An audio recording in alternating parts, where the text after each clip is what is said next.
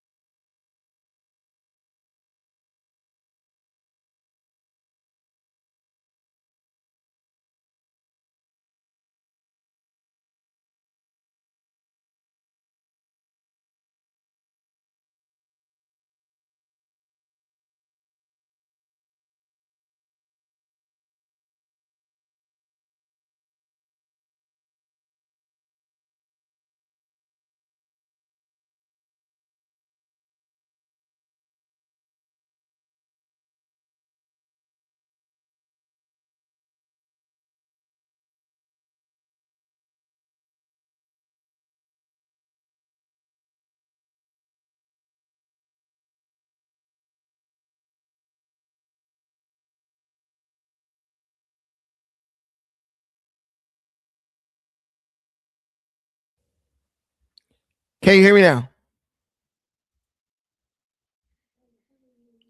What? Can you hear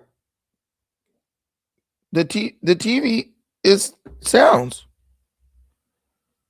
I can hear myself earlier though. Test. Can y'all hear me now?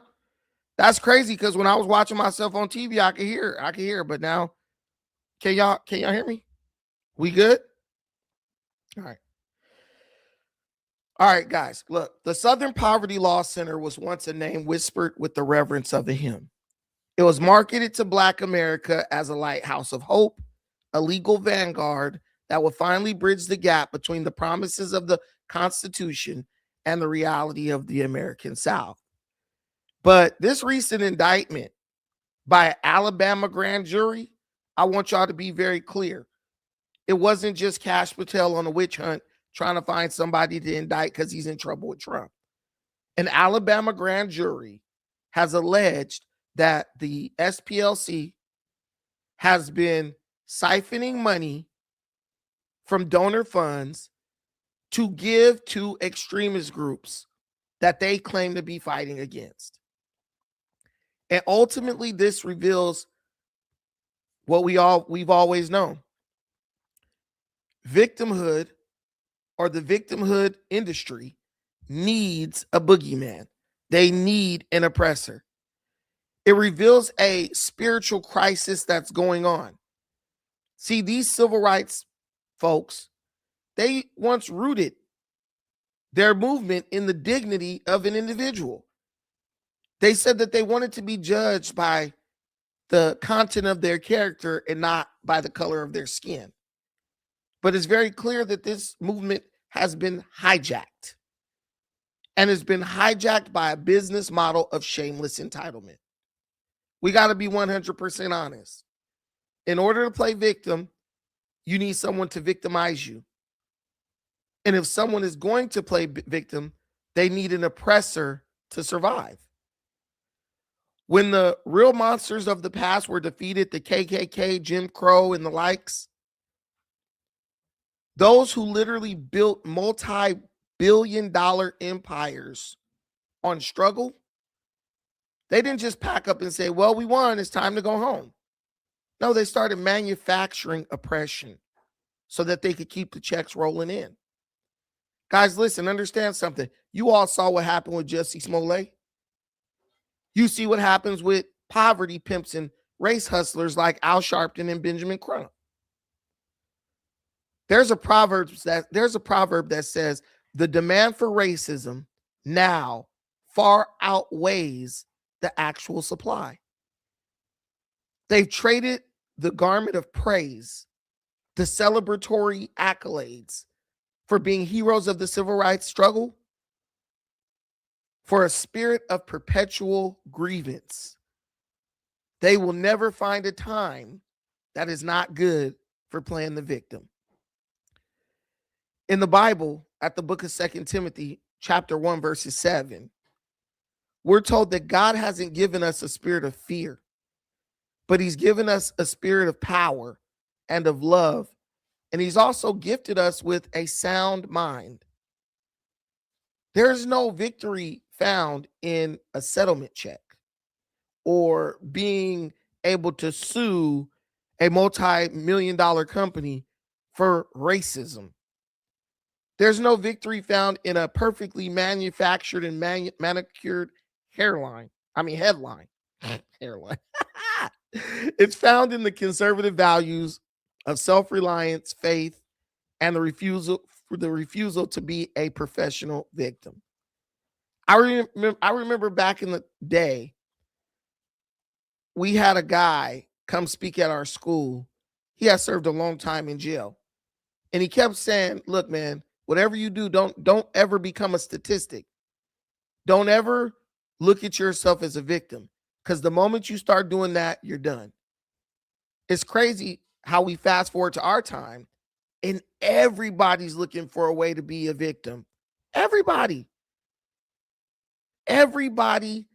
is literally leveling some type of grievance to make themselves out to be a victim. Guys, we got white folk coming from rich families, trust fund kids, running around talking about how they victims and they're oppressed. You got folks trying to change their gender just so they can be a part of some class that's considered to be an oppressed class. It's so popular to be a victim these days. But I'm telling you this right now. The era of the victimhood or the grievance industry, it's coming to an end. And the era of the empowered individual is making a huge comeback. Now, a lot of people are out here saying, oh man, Cash Patel, he's just on a witch hunt. They just trying to go after black folks, right? They just trying to do something because he's just trying to come after black folks because he mad because, you know, they calling for him to step down. But guys, here's the reality. If you're not doing anything wrong, you ain't got nothing to worry about.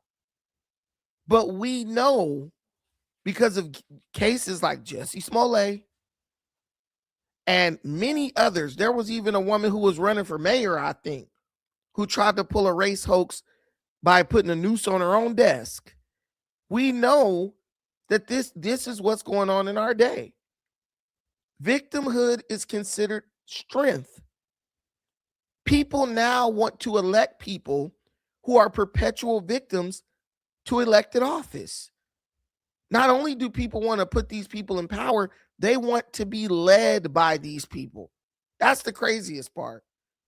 Imagine someone choosing a leader and not choosing that leader based on strength and ability, but instead choosing that leader based on their ability to play the victim, their ability to be a shameless victim to everything, not only of circumstance, but a victim to anyone who they perceive to be stronger than them.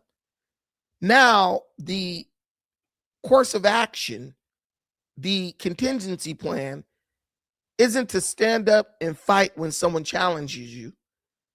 The contingency is to fall on the ground and scream, "Why did you just hit me?" And everyone's going to feel so sorry for you that without any proof, they're going to determine you to be the person who was assaulted or victimized, and the other person to not be the person who beat your ass, but they're the person who's oppressing you. Is that really what we want? Is that really what the civil rights movement was all about? Training us to be a group of perpetual victims? Woe is me, unable to have a realistic impact on the trajectory of our existence? See, somebody must have lied to me because I thought that our ancestors just wanted the white man off of our back so we could make things happen for ourselves without asking his ass for a handout. But now it seems like all we want is a handout. Now it seems like a handout is the only thing that we actually can put faith in, not our own ability, not our own resilience. I wonder how they ever made it to now from slavery. I wonder how they ever made it through the first 100 years out of slavery without the white man giving them handouts. See, if you look at this realistically, you'll understand that this is all designed to weaken the black community and other minority groups. Hell, it's even designed to weaken the white community because now they're playing the victim just as good as everybody else. You got dudes choosing to wake up every day in the morning and put on a dress and then go outside and somebody mention it or say, hey, excuse me, sir, because you're a whole man, but you're just wearing a dress. Up, they've got it. They've got their moment. They've got their moment where they can be the victim. How dare you misgender me? Well, I didn't misgender you, right? I didn't misgender you. I called you what you actually are because just putting on a dress, unfortunately, doesn't make you a woman. Growing your hair long and putting on a ponytail and some earrings, unfortunately, does not make you another gender, another sex, right? But if they're able to play the victim, if they're able to go out and purposely manufacture a victimhood scenario, That's exactly what they're going to do. Because now weakness is strength. Now victimhood is triumph. Now people with common sense aren't just people with common sense, they're oppressors. Ain't that about nothing? Let's tap into this because I got a prime example for you right here. You're gonna put that up and you're gonna let everybody else see it. Well, everybody But when you're loves it. confronted by a trans woman, you're gonna hide it. Everybody loves it. No, They I don't take think so. pictures of it. They post it. 9 out of 10 customers love it. Yeah, you know what? It's bullshit. No, what you're spouting is bull. No, it's not. It Trans is. women are women, sir. That sign is bullshit. As a trans woman, trans women are women. Your What sign I'm is telling you bullshit. as a man, that's bullshit. Okay. You know what? Nobody confronts your ass. That's the problem. Really? If they say, Really? what the You want to bet? what the is You know going what I on? have had Do you to know how live many with? people you've embarrassed at Oh, City wow. Hall? Me, an There have to- embarrassment to city. Think about this. Do you know how ridiculous you have to be to go into a thrift shop? Listen, to go into a thrift shop and go look and try to find something on a wall to be offended by? First of all, do you know how absolutely Looney Tunes you have to be to go put on a skirt? Where do they make skirts in this dude's size? Don't ask me. That's a curtain. To wrap a curtain around your waist and go into an antique shop and try to play the victim is absolutely diabolical. That is absolutely diabolical. If you like, in my opinion, bro, chill the hell out. Bro, look like he should be playing left guard for the Bears, but he's in an antique shop.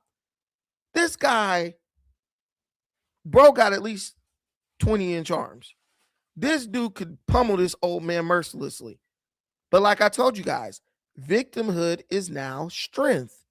They No, have really. to tolerate You're an that embarrassment shit. to the city, sir. You are an embarrassment to this city. I am a And I wanna pillar make in the sure that city. everybody knows. I'm a pillar in this. Now, Oh, you yeah. do that. Do you know why? Every time some bullshit like this happens, my sales go up because people are wanting this. Really? You are nuts. Let's wake you up. You to the are truth, nuts. sir. You're not a woman. You don't look like a woman. You don't act like a woman. Really? You're ahead. What's wrong with you? Well, look at yourself. For Christ's sakes. Really? For Christ's sakes, who would want to even be close? My Hey, listen, I'm sorry, but this is the conversation that their parents should have had with them.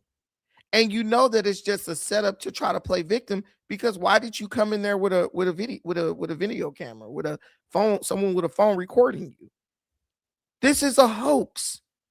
This is another victimhood / racism hoax. And they're becoming more prevalent. You want me to tell you something? Black folks allowed white folks to hijack the race card, right? And in an effort to get it back, right? In an effort to get it back, we had to go so extreme that we had to pretend that people are doing racist things to us so that we can steal our victim label back from other groups. Why can't you just leave it alone? Hey, Papa going off. Facts. God, Really? it's horrible. I don't know why. You why are not. am I so You horrible are to not you? a chick. Why am I so horrible to Do you you? still have a? You know what? That is none of your business. Do you think there's one person that really thinks that you're a chick? I know a lot of people that agree with me and that accept me for who Do you I know- am. And the Bro, no one agrees with you. You don't even know a lot of people. So how can you know a lot of people agree with you? fact that you're going to be in here with a sign like that nobody is bullshit. confronts you. That's Yes, the they problem. do. You make me That's bullshit. uncomfortable because Really? you're Get the not. f- away from me. Then you get out of my store. I will. Mhm. Thank you. Thank you. Trans women are women. Jesus Christ, man, get a clue. Trans women are women. Get a Trans women are women. please. your store. Leave. You leave. You leave. I'm here. Let me ask you a question. Do you have a You don't get to ask that. I'll bet you do. You asked it. Do you have a dick? Hey, look, but the reason I'm playing this first is because I just want to highlight the fact that Black folks have allowed these people to hijack our victim card, right? And I'm not saying that we need a victim card, nor should we have one, but we were the perpetual victims of the United States of America, right? And many of us who didn't want to be victims, but really did try to fight against racism and discrimination, the constant victim narrative watered down our ability to do so.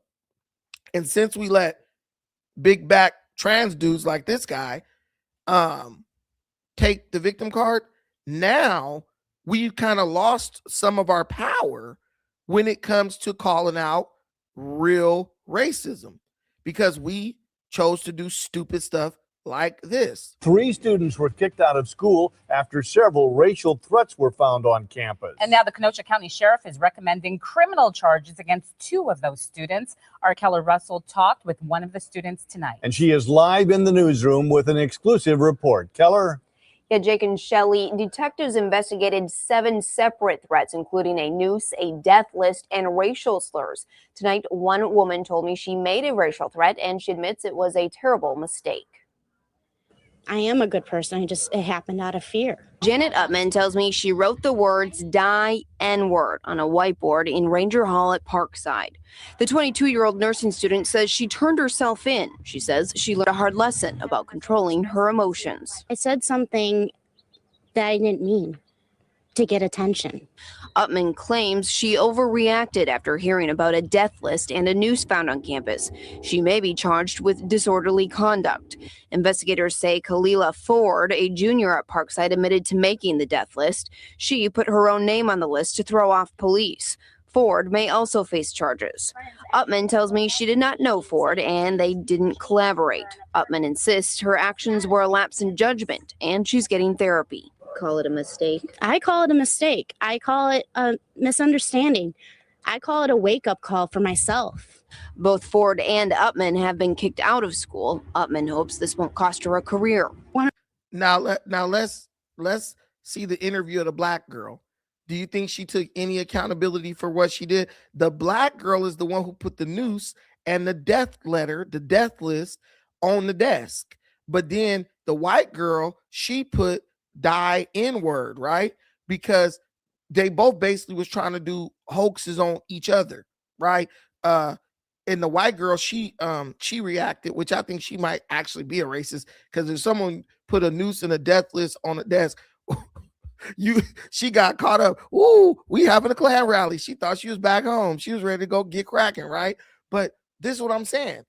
We do this type of stuff. It brings out, we do hoaxes and stuff like Jesse Smollett, and that brings out the racists. Because the racists are like, well, y'all gonna lie on us saying we doing this, so then we might as well come out and go crazy on you. But it was a Black woman who did that hoax in a nursing school, trying to be a nurse. So damn immature. Who would do that? Who would do that? Would you trust her to work on you if you're a white person or anything else? She's looking for a payday. She's looking for a way to be the victim, right? And the problem with situations like this is it actually waters down instances when there is real racism going on. But here's the biggest problem. The racism is no longer coming from where we want it to come from. See, we used to want the racism to come from white folks. But then we realized, unfortunately, right, that, hey, there are more people who are racist than just white folks. And that's what put us in the trick bag, so to speak. Because we realized, damn,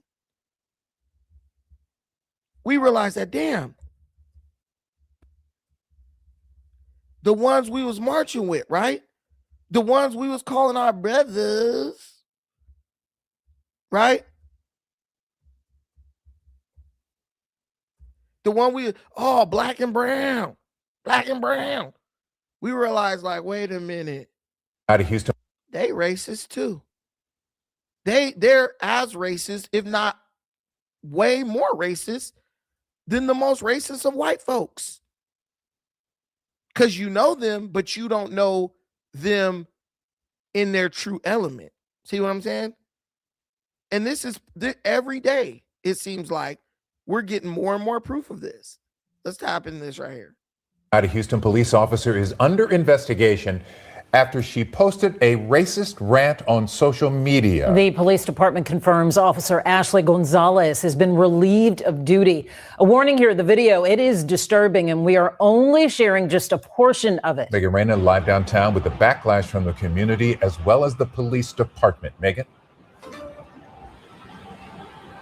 Yeah, well, the community is obviously very upset, but my sources with Houston police tell me that her fellow officers are deeply disturbed. Now, right now, Gonzalez is suspended of her duties. She has to stay at home with no badge, no gun, as police here fully investigate.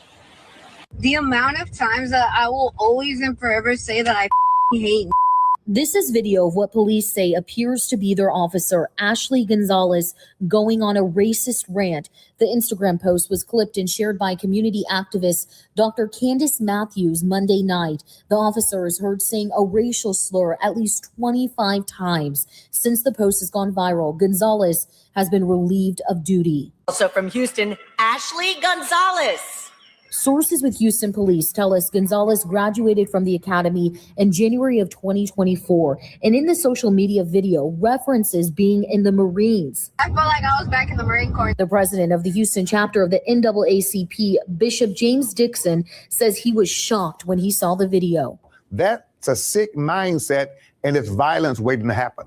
According to the Houston Police Department's general order, officers must comply with the code of ethics that mentions acting without prejudices. And they have a social media policy that prohibits them from posting anything that would harm the reputation of the department or city. Let's start a dialogue and let's re-engage officers as to how we see people in this very diverse community that we live in. But see, this is what I don't like about these buck dancing Negroes. This fool is going to sit and let it be a police officer is racist. No, it's a Hispanic female who is racist. She's not racist because she's a cop. She's racist because she was raised in a racist culture and she is exhibiting the mentality of that racist culture. But do y'all see how they try to play us? So, see, the civil rights, SPLC and all this stuff, right? They're doing what they're doing, paying off the racists, right? They're not doing that because they truly don't have racists to fight. They pay the Klansmen and everybody else. They pay them off because they want to keep racism as something that is a uniquely white trait. That we only want to attribute racism to whites. So when other groups exhibit racism, we won't say, well, those Hispanics are racist, or those Chinese people are racist. We're going to try to use their occupation as their identity. Oh, we need to have a dialogue with the police. No, you need to have a dialogue with the Hispanic community over there, wherever you are, because that's where the racism stems. If you go to LA, most of the cops, anybody will tell you, oh, LAPD is racist. That's what they'll say. Go to LA. 85% of the police force or 90% of the police force is Hispanic. Are we really going to keep acting like people become cops and then become racist? I actually think if you're a little racist, it makes you more qualified to become a cop in certain areas. But this is what we do. This black man know exactly what it is, but he's going to play ignorant, so they'll keep shoving TV cameras in his face. The HPOU president, Douglas Griffith, said in his statement, quote, "In no way does the HPOU or its leadership condone or tolerate racist behavior from any of our officers," end quote. District A Councilwoman Amy Peck, who oversees the Public Safety Committee, says she understands the concerns over how this officer may have acted while off duty. We have many safety measures in place to make sure that if if something like this happens, that they will be held accountable and we can go back and look at all of these cases. One of those safety measures is an independent oversight committee for the police department that's by city council. Now, Councilman Peck told me that they're going to wait until police here finish their investigation before they think about starting an investigation of their own. Meanwhile, just in the last hour, we were able to confirm that the Gonzalez had served 4 years with the Marines. Reporting live downtown, Megan Reyna, KHOU 11 News. Sure. Right. So do you think that this lady just became racist when she was a cop? You got people saying the military's racist. Well, guess what? The people in the military who are now making up a large part of our military, they're going into the police departments. They were racist before they joined the military, probably came from a city.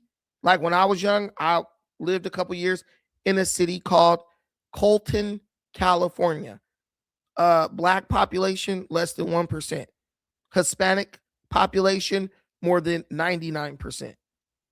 That is the most racism I've ever experienced. That's why when you talk about, that's why when I look at racism, I don't even look at whites when I think of racism. I don't even think of white people when I think of racism. I think of Hispanics because I went to two schools that were 99.9% Hispanic, and I never got called an N-word in my life more than that. I had never been called an N-word by somebody who wasn't black until I moved to that city and got called the N-word every day. Got in a bunch of fights. And this is the coldest part. The administrators were Hispanic. The students were Hispanic. So if someone called you an N-word and pushed you or tried to trip you or something like that, and you fought them, guess who was always the one getting suspended? Me. I was always the one getting suspended. Guys, you have towns, and I'm living in California, right? Most people consider like California as a place where like you shouldn't have to deal with that kind of crap, right? Wrong. The Inland Empire of Southern California is one of the most racist places in America. I would say it's more racist than even many places in the South. They'll talk about a sundown town. Nah, this is a sundown town. This is a sundown town. I'll give you an example. I'll give you an example. Yep.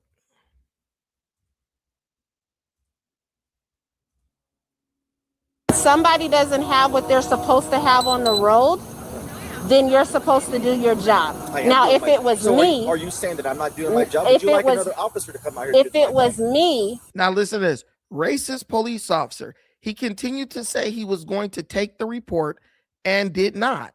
No report was taken by anyone. 2/22/22 in Colton, California.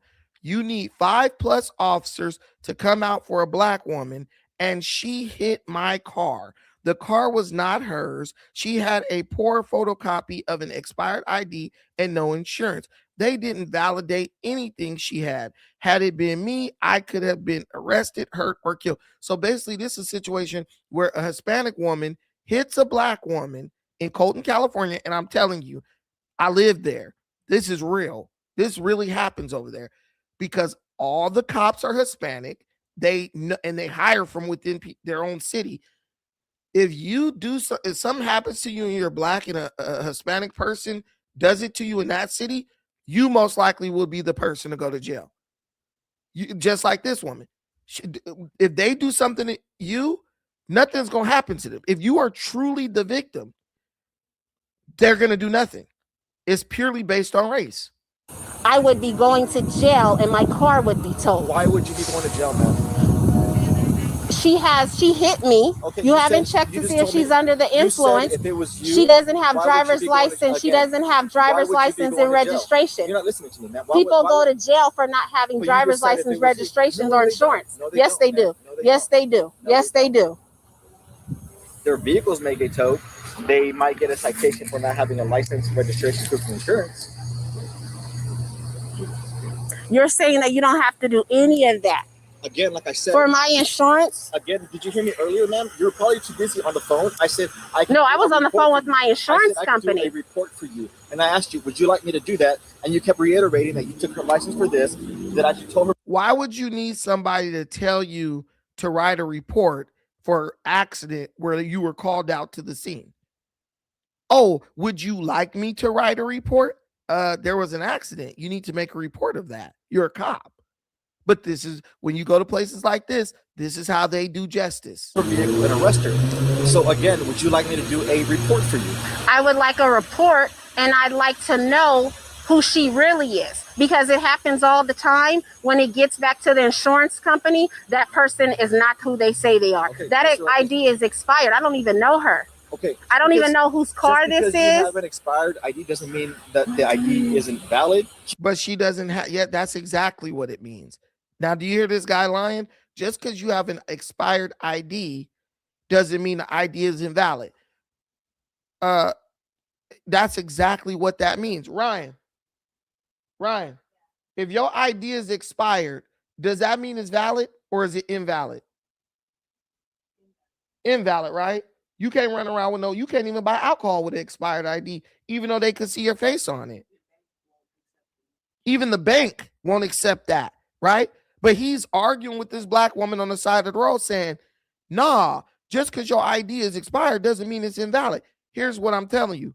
The woman didn't even have an ID. She had a photocopy of an ID, right? So it's probably not even legible. That could be an illegal immigrant. That's why he doesn't want to do no police report or run her name or run nothing on her or arrest her, because most likely she's an illegal immigrant driving, hitting people's car, and then she just walks off and you're never able to get your money because no one has her name, her contact information. No one knows who she really is. That's the tricky game that they play in California. That's why you got so many people in California who are like, no, you should have to have a valid ID to vote. They don't, in California, I don't think they really even care about the voting. I think they're caring about the illegal immigrants being identified, because that's why our insurance rates are so damn high in California, because you have so many illegal immigrants hitting people and then they get away with it because no one can find them. The guy's name is Juan Carlos today. He hits your car and then he just walks away and he changes his name to Juventud or something like that. And now it's like, how do we find this dude? It's not like he's a citizen where we can look up his social security number, right? And the police consistently let these people walk away from car accidents. Consistently. And you know what they do? They say, oh, the car's going to be impounded or the car's going to be towed, right? What does that matter? They just go get another car or have someone with a license go get the car out of the impound. The person whose name the car is in, right? But it is such a corrupt system. And the way how it got that way is because when you have a bunch of Hispanics sitting on city council, sitting in the California state legislature, they will make unfair rules for their own people who are here illegally, because they'll say, well, this makes life hard for them.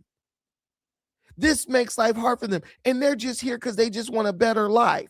But they want a better life, but they're over here doing crime, getting away with it because their people in high office make a way for them to do that, while everyone else has to be held accountable. She can have an expired ID, but she doesn't have her. That's not even the physical ID. That's a photocopy. Okay. I don't even know if that photocopy is real. Okay. I don't know anything. Would you like a report? Yes or no? Yes. Okay, that's what I'm trying to do.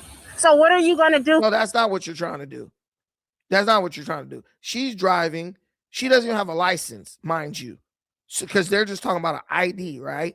So she's driving without a license, right? She doesn't have proper identification. She should be arrested. She committed a crime. She also hit someone.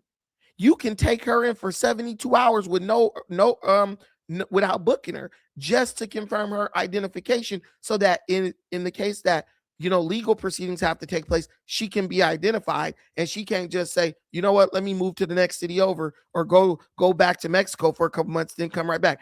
And this is the way it is. If you go to Colton, California, look at, who is this guy with the Echo shirt? Don't nobody know him. Or the guy standing there. This is a black woman surrounded by 5 cops and 4 regular Mexican, 5 Mexican cops and 3 or 4 Mexican civilians, while the cops try to play games with her, and they sitting around like, hey, we know ain't nothing gonna happen because that's our people. See, yeah, that's an officer talking. The officer's the one talking. For her hitting my car, inconveniencing me. Well, I'm going to do the That's report for you, and you can send it off to your insurance company. See, Perez, I'm going to do the report for you, and you hand it off to our insurance. I don't know why she don't just lift her camera up. You're going to give it to your insurance company. Okay, Monica Gonzalez hit me 3 days ago. Man, we looked all over. We can't find no Monica Gonzalez. So either your car, you fix your own damn car, or you let them fix it, but we got to raise your insurance because you getting hit by ghosts. You getting hit by people who don't even exist. That's the way that works. And dummies will sit up here and fight and argue to keep people who are basically able to operate in our country without being subject to the laws of our country in the country. How ignorant is that? How stupid is that? Okay, and what are you doing to her? That's none of your business, man. She hit my car. It is my business. But if it was me, you would be treating the situation different. Why? Please explain to me why. Because I'm black and you're not doing your job correctly. No, ma'am. I'm telling you, I lived in this city. I lived in this city when I was 13 years old till I was almost 15 years old. What are you gonna do to her? That's none of your business, because he gonna let her walk away. She hit somebody's car. He not gonna let her walk. He gonna let her drive off in the same car she hit that lady with. But you see the Mexican cop, you see the 2 Mexican civilians, and there's more Mexican cops too. Every day, y'all. Every single day. There was a situation. I lived in these apartments called the 4 Seasons. They like the projects out there. So it's probably like 4 or 5 black families, and it's probably 100 units up in there. 4 or 5 black families, because the manager didn't like renting the blacks. So the only way you was put in there was if you got referral to live there from like the county office, right? If you was black. If you went in there and tried to rent an apartment straight up, this guy, his name was Juan or something, he wasn't renting you. Bro, a Mexican gang member from a gang called Northside Colton. It's a real gang. They in that city, they got 4 gangs. Northside Colton, Southside Colton, Eastside Colton, and Westside Colton. A gang for East Side, right? We lived in the North Side. They called themselves Big Bad NSC, Northside Colton, right? They pulled a gun on a black dude. He was skateboarding through, him and his brother were skateboarding through the 4 Seasons. They just little dusty skater dudes. They skateboarding through the 4 Seasons. The Mexican gang members is like on him, like, why y'all coming through our hood, right? They pulled a gun on dude, stuck it in his face, right? His brother came from behind one of the Mexican dudes with the one with the gun. He hit the one with the gun in his brother's face across the back of the head with a skateboard, right? And then they ran and got on. Do you know that dude brother went to jail for 5 years for assault with a deadly weapon for defending his brother against a Hispanic who stuck a gun in his face, who had a rap sheet a mile long. I think the full name was Joker or something shit like that. A stocky dude, because I went to school with his brother, his little brother. I went to school with him. A black man got a gun in his face. Another black man who's his brother come defend him with a skateboard, hit the dude in the back of the head, and they flee. And that dude ended up doing 5 years in jail for assault with a deadly weapon. I'm telling you, they all Mexicans up and down. From the, if you go to Inland Empire, that's a whole Mexican area. So from the judges to the police to the lawyer, the public defenders, all that. You think a black person is going to get a fair shake out there? Not happening. But y'all worried about the white man, though. Y'all worried about the white man. I don't see color. Okay.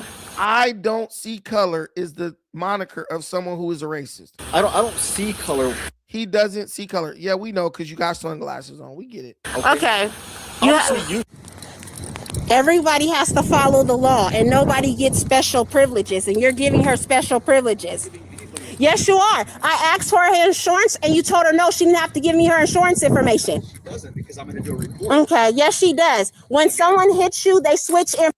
Wait, a police officer said she don't have to give you insurance because I'm going to do a report. Now, listen to me. When on earth have you ever had a car accident where somebody don't got to give up their insurance?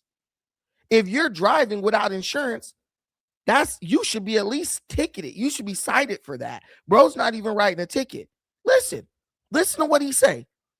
The woman said, you told her she didn't have to give me insurance. And he said, she doesn't. Give me her insurance information. She doesn't, because I'm going to do a report. Okay, yes, she does. When someone hits you, they switch information. This lady doesn't have a valid ID. She doesn't have a valid driver's license. She's a ghost. She says this is not her car. She hit me.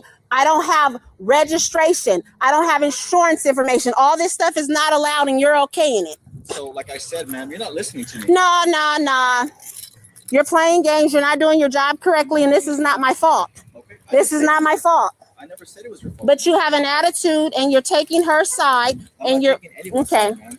Yeah, that's why she just told you in Spanish if she had to give me the information, and you said no. You said you want a report, right? All that information will be on the report. She should have gave it to me before you got here. No, I need both. You don't. You're not even checking if the information she's provided is valid. You didn't even check her ID. You didn't do anything. You have an attitude. You're not doing your job correct. And his attitude is, I don't give a fuck, because he doesn't. But no, somebody, Azazel, you said, wow, Brandon, normally you act like racism doesn't exist. I'm pleasantly surprised. No, I don't.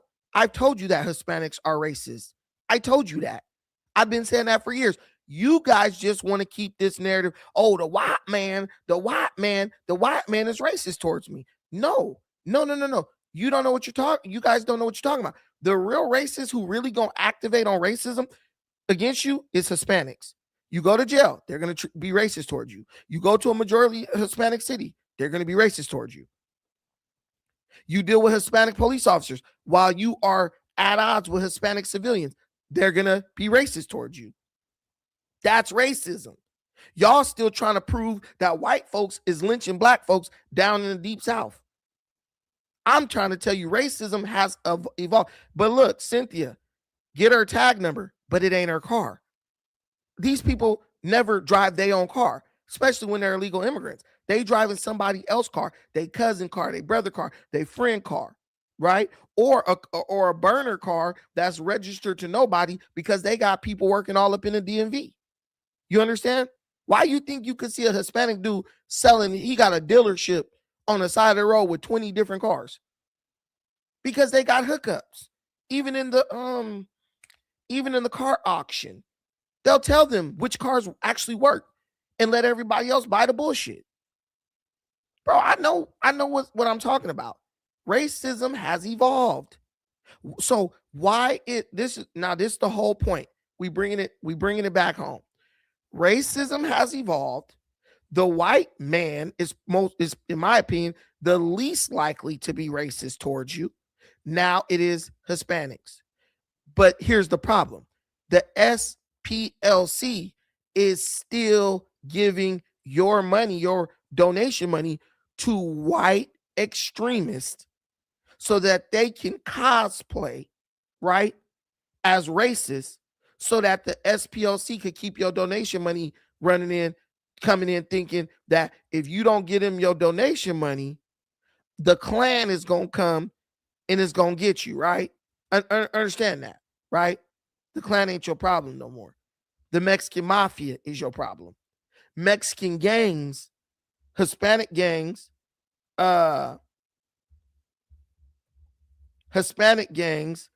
your problem now. That's the new Klan, because they're going to put you down just for being black. Understand that. When you are black, they ain't fucking with you. They might do business with you if you're a criminal. But beyond that is FN words all day. And I told you I lived in that city. I never watched that video before. I literally just typed in Colton racism and that video popped up. I know that city is so racist because I lived there and the racist is so prevalent. I knew that someone would have something on video. Just like I'm about to show you this video of the gang that is over there. And I knew they would have videos up because these, in my opinion, are the most blatantly racist Mexican gang in period. These fools, like, they have a disdain for black people. Colton too? Roughneck TV, Stab Daddy, you know what it is, man. Baby, that's right, my boy. Hell yeah. Yeah. John from the Evelyn. Oh yeah. Notorious Home Gang. I'm from Westside, California, going to trip, but you feel me? I fuck with my SA niggas. You feel me? I used to have to walk past those railroad tracks to get to school. And it was this place called Miller's Honey where I would go and get these like little honey packs before y'all knew what a honey pack was, but it was actual honey. But that shit used to have you like, you would have super energy because it was like pure sugar, but they would have different flavors of it. And they would give it to us for free when we'd be walking to school just because we gave a damn enough to go in there and show interest, right? So I would walk in because, you know, I always been kind of like a curious kid. I used to have to walk past those trains. And let me tell you the cool part. Sometimes the train would stop and it would block the like road. So if you was walking to school, you would have to hop on the train and hop off the other side. And these fools will wait for people to hop on the other side and try to jump them, especially if you was black. To this day, I had a homie. It was 4 of us. Me, my homie Lynn, we was black. Me, my homie Lynn, my homie Junior, and his brother. Their brother name was Rodney or something like that. Their cousin was named Rodney. And it was just us 4 going to school. But the problem was, you would think, oh, it's 4 of y'all, so y'all could stick together.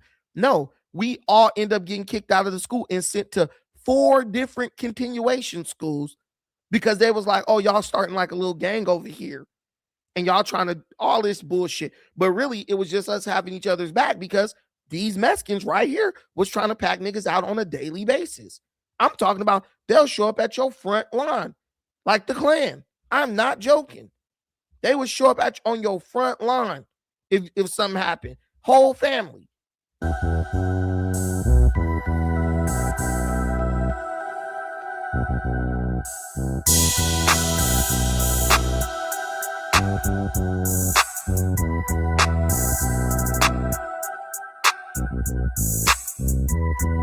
See, and these dudes, this is nowadays, so they a little more, they try to be black, right? Niggas wear Jordans, whatever. They look a little more like, you know, regular Mexicans. When I was going there back in the late 90s, the late 90s, like 96, like 90, like 97, 98, I was dealing with cholos. They wearing Ben Davis clothes. Y'all probably never even heard of that. They wearing Ben Davis clothes covered from the neck all the way down. Old school Mexicans who thought it was feminine to show skin. They talking, I mean, you couldn't see their body at all. They got a 3X shirt on. They about 130 pounds with a 3X, 4X shirt on and some 42, 44 pants with some Cortez, Nike Cortez with a staple or something in the bottom of the shoe to keep the pants from dragging on the back of the ground. I'm talking about real cholos. That's who we was getting into it with. It wasn't these niggas right here who look like they'll be cool with you low key. They just got to act the way in front of their homies. We was dealing with real Mexicans. Nigga, the beard with the tats on the neck and the face. NSC, hey fool, N-words, this big bad NSC, what you trying to do, Holmes? They going up on you, type shit. And you in middle school, a grown ass men, plural, going up on you, and you in middle school. You walking home from school, and as you walking into your apartment, some niggas is talking shit, hey, you fucking mayate, and all that pink check, like what? I didn't even know what listen, man. I heard the word mayate so much, I thought it was my damn name. That's how much they was saying Mayate, bro. Every day. I mean, I expressed, somebody talking about No Jumper. I expressed this same sentiment on No Jumper in front of Mexicans. And they got mad about it, but they knew I was telling the truth, so they couldn't say, no, that's a lie. No, racism is alive. It's just a new culprit. It's a new perpetuator of that. It's evolved. So you still trying to deal with racism with your 1963 mind, but we dealing with 2026 racism. Understand that. Y'all worried about fighting against an African immigrant because Tariq told you to, but it's real racist out here.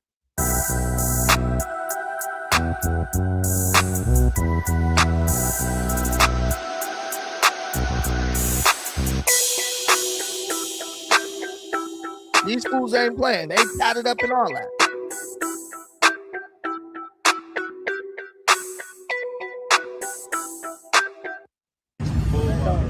Look, these are the train tracks I'm telling you about. They used to hang right on the other side. You jump, they gotta pack your ass up. They still doing the same shit they always did. That's my boy right there. The cars, the shoes, and the clothes have changed, but the mindset is still the same. The mindset is still the same, bro. But I'm just throwing that out there so y'all could know. Oh man, gang culture is lame. Most of these niggas probably doing coke.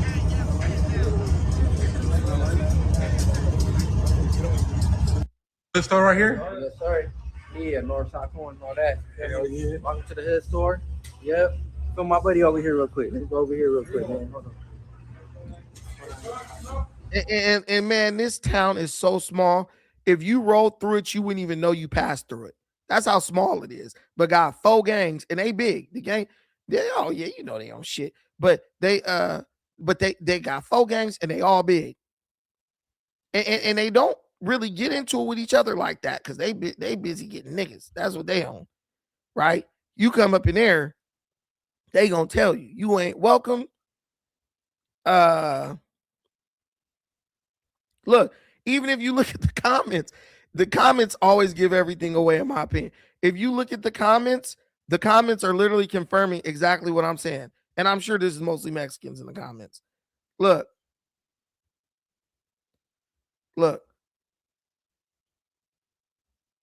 Laugh my ass off. Fools got 4 different hoods on all sides. What this video got to do with Northside Colton? There was only one dude from there. The rest was from all over the county. Last dude was in a hurry. I was born in the 90s. These guys weren't gangsters. They're wanksters. Look, I'm telling you. My essay niggas. That's like an oxymoron. Look, another Mexican video. Keep them coming. I'm telling you. It's so many, man, I'm telling you. And look, here's the thing. So people are talking about how the gang, they got a bunch of dudes, a bunch of Mexicans from different hoods, right? So if a bunch of Mexicans from different hoods hang in that city with racist Mexicans who be on black people, calling them out, what does that tell you about those other hoods? Because the reality, that ain't Long Beach. No. That definitely not Long Beach. That is Colton, California. One of the most racist cities in California, where the Mexicans will call you the N-word openly. But if they're hanging with a group of racist Hispanics, what does that tell you? If all the Hispanic gangs, the races is together, what does that tell you? But y'all still talking about the Klan. That's why I don't act like racism doesn't exist. I know it exists, right? But I know it's evolved into a different form. So yeah, SPLC, I hope they all go to jail. I hope they all get indicted because they're literally paying white folks, white quote unquote extremists, not to fight racism, right? You got your people out here living in poverty, but you're giving money to white extremist groups, right? That's the part that don't add up for me. They're giving money to keep the game, to keep the lie going. That's why they're giving money. They're not giving money to fight no racism. They're giving money because that's how they keep the cosplay going. A white racist making more money off of black backs because black professional victims are giving the white racist money to keep on doing the racist act so that they can keep your donations coming in. It's sick. It's disgusting and it's sick. It's 100% skullduggerous. Is that a word? Skullduggery, right? And then you got racism on both sides because you got the Hispanic cops who are racist and you got the Hispanic gang members who are racist. You saw an example of both. In one hand, cleans the other or wipes the other, right? That's what you're dealing with now. So keep on telling your people, oh, the white man, the Klan. You focused on the white man while the Hispanics creep up right behind your ass because they the ones who really gonna show you what it mean to be racist. And then you got these dudes talking about some, reparations. FBA, they hating on black Africans, but screaming they want reparations while they let the Hispanics who are gaining in number, who are 1,000% against reparations, grow in numbers without addressing it. It's all bullcrap. I ain't been compromised by nothing. Shut your ass up. I'm telling y'all the real play. You can take it or leave it. I don't really give a damn. I'm really just happy. I'm going to be honest with y'all. I'm really just happy my screen ain't blurry because I was freaking crashing out last night trying to get my shit right. And I finally figured out what it was. And we clean. We playing video, doing all that without no interruption, no interference. So we're good. No, hey, Goonie operation. You ain't lying. We too busy trying to date refrigerator built Latinas and kissing up to people who actively want our demise. Right. I see these black dudes downtown Long Beach. If you gonna date outside your race, right, which is fine, I'm okay with that. Date outside your race. Get the finest. Get fine shit, right? Why are you dating outside your race to go date somebody who look like they should be pushing a basket full of corn? You dating the ice cream cart lady, not even the truck, the cart lady, putting a baby in her, walking out holding hands, which that's fine. If you're in love with her, that's fine. But I'm just saying, at least give your kids the athletic attributes that you got so maybe they can go to NBA or something. You over here playing with your DNA. That's okay. That's okay. But if you're going to get a big woman, get a big woman so your son can play running back or linebacker. No. Big squatty. But then they'll try to come at the black woman like she got to be a model. She got to be Jet Beauty of the Week. You know what I'm saying? Yo, Miguel 24. Google switch my handle. What up, bro? But my whole thing is go get you some fine shit. It's some fine ass girls in who are Mexican. There was this fine ass girl in my middle school named Cindy. Fine as hell. The baddest in the whole school. The homie got where I think they might still be together. I think they might have got married. They dated since middle school. I got no gripes against that man. She was a straight fucking baddie ever since middle school. And still look good. Still look good. That's what I'm talking about. I ain't talking about a chick who looked like Meg off of damn Family Guy. Crazy shit. Not even Meg, the little one lady. Oh, this is, the one with the glasses. Anyway, guys, we did a whole hour on that. Thank y'all for joining the stream. I appreciate y'all. We got a couple of more topics. I don't know if you guys are interested in this, but we got a donation goal and we already got one. I hope I didn't lose it. We got 10 donations of any type. So if you love the content, you value the content, please feel free to drop a contribution. Zarth, my brother, with the $5 holler. First contribution for the stream. Zarth, first and only. One and only. And I don't got no gripe against Mexicans or Hispanics. I like Mexican food. I like Selena. You know what I'm saying? I like listening to Bad Bunny. I like all that. I like culture, right? But I got to be honest with you, because if I'm gonna get up here and speak the truth to power about my own people and them turning on me and calling me a coon and a traitor, you better believe I ain't gonna hold my tongue when I'm talking about another group, because we take the lion's share of the examination and condemnation and criticism of our group. So yeah, when we get a chance to jab somebody else, believe me, we taking it. I'm gonna hold my own accountable, but I expect you to do the same. And if you don't, I will. Don't worry about none of that. Don't worry about none of that. So, guys, we have several topics today. The first one is we just covered historic civil rights group Southern Poverty Law Center indicted. That's done. Now we're gonna go into Iran is in chaos. Trump is playing chess. Then after that, if you like the bullshit, as they say, we're gonna explore the situation between two grifters. Tariq Nasheed has attacked Roland Martin, right? So don't leave before we get to your topic. These will not be an hour long. These will probably be about 15 to 20 minutes, but we're going to do somewhat of a deep dive. So if you're here for it, I know some of y'all at work. Shout out to y'all, you know what I'm saying, for being here. And I appreciate it.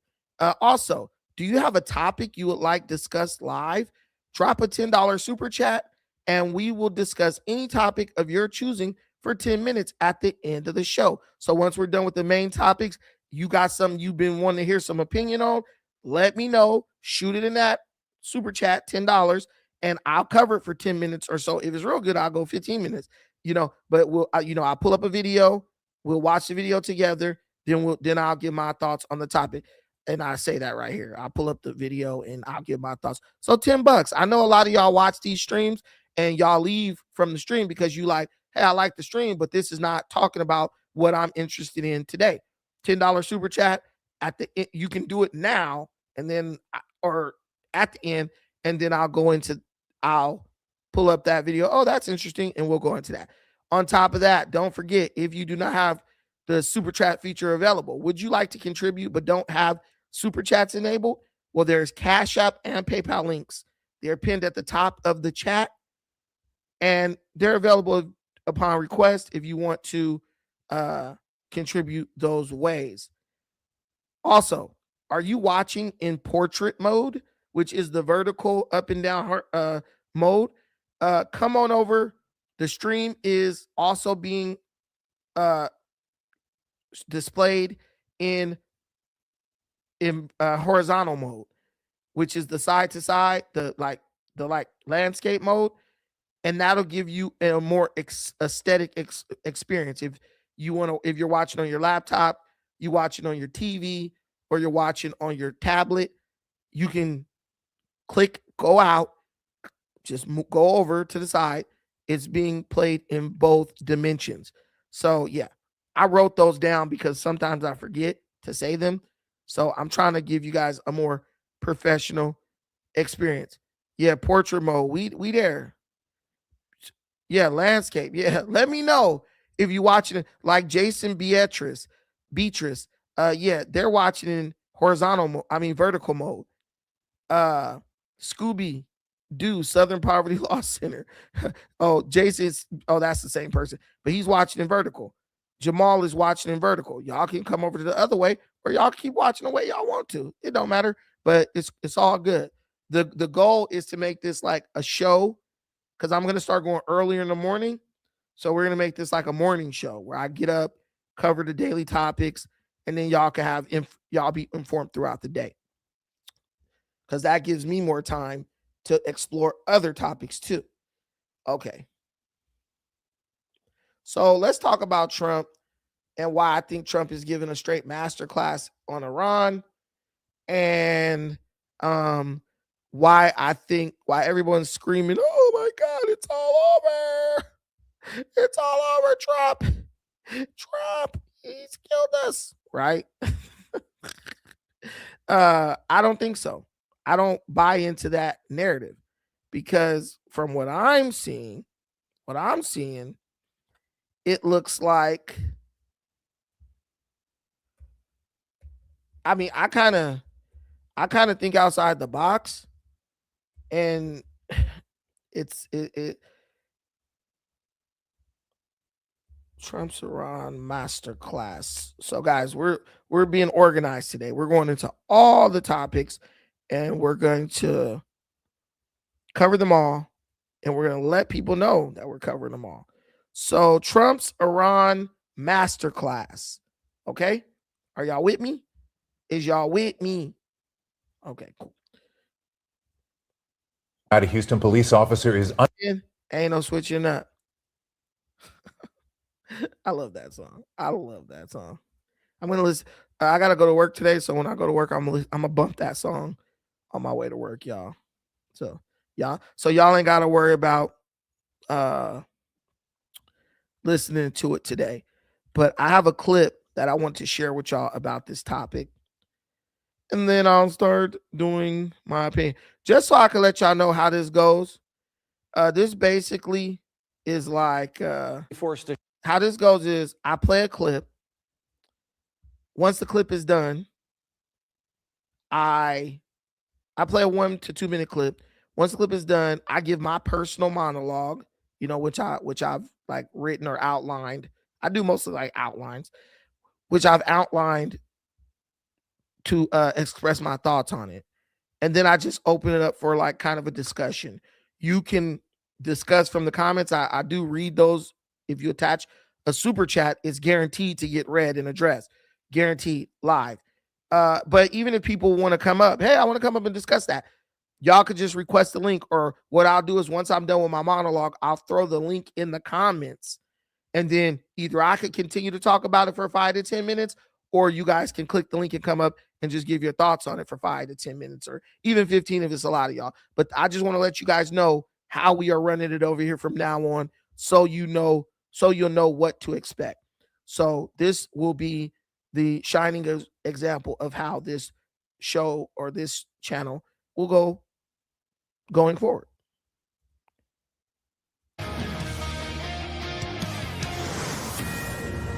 Fox News alert, the commander-in-chief says you can't cave to crazy people, and Iran is a madhouse. Iranian generals have taken their country hostage, and the gay Ayatollah still missing. The cardboard supreme leader has been, quote, non-responsive, and the Iranian military told the negotiators to unpack their bags and start picking up the phone. The Iranians don't have months or weeks. Energy traders say they may have till May.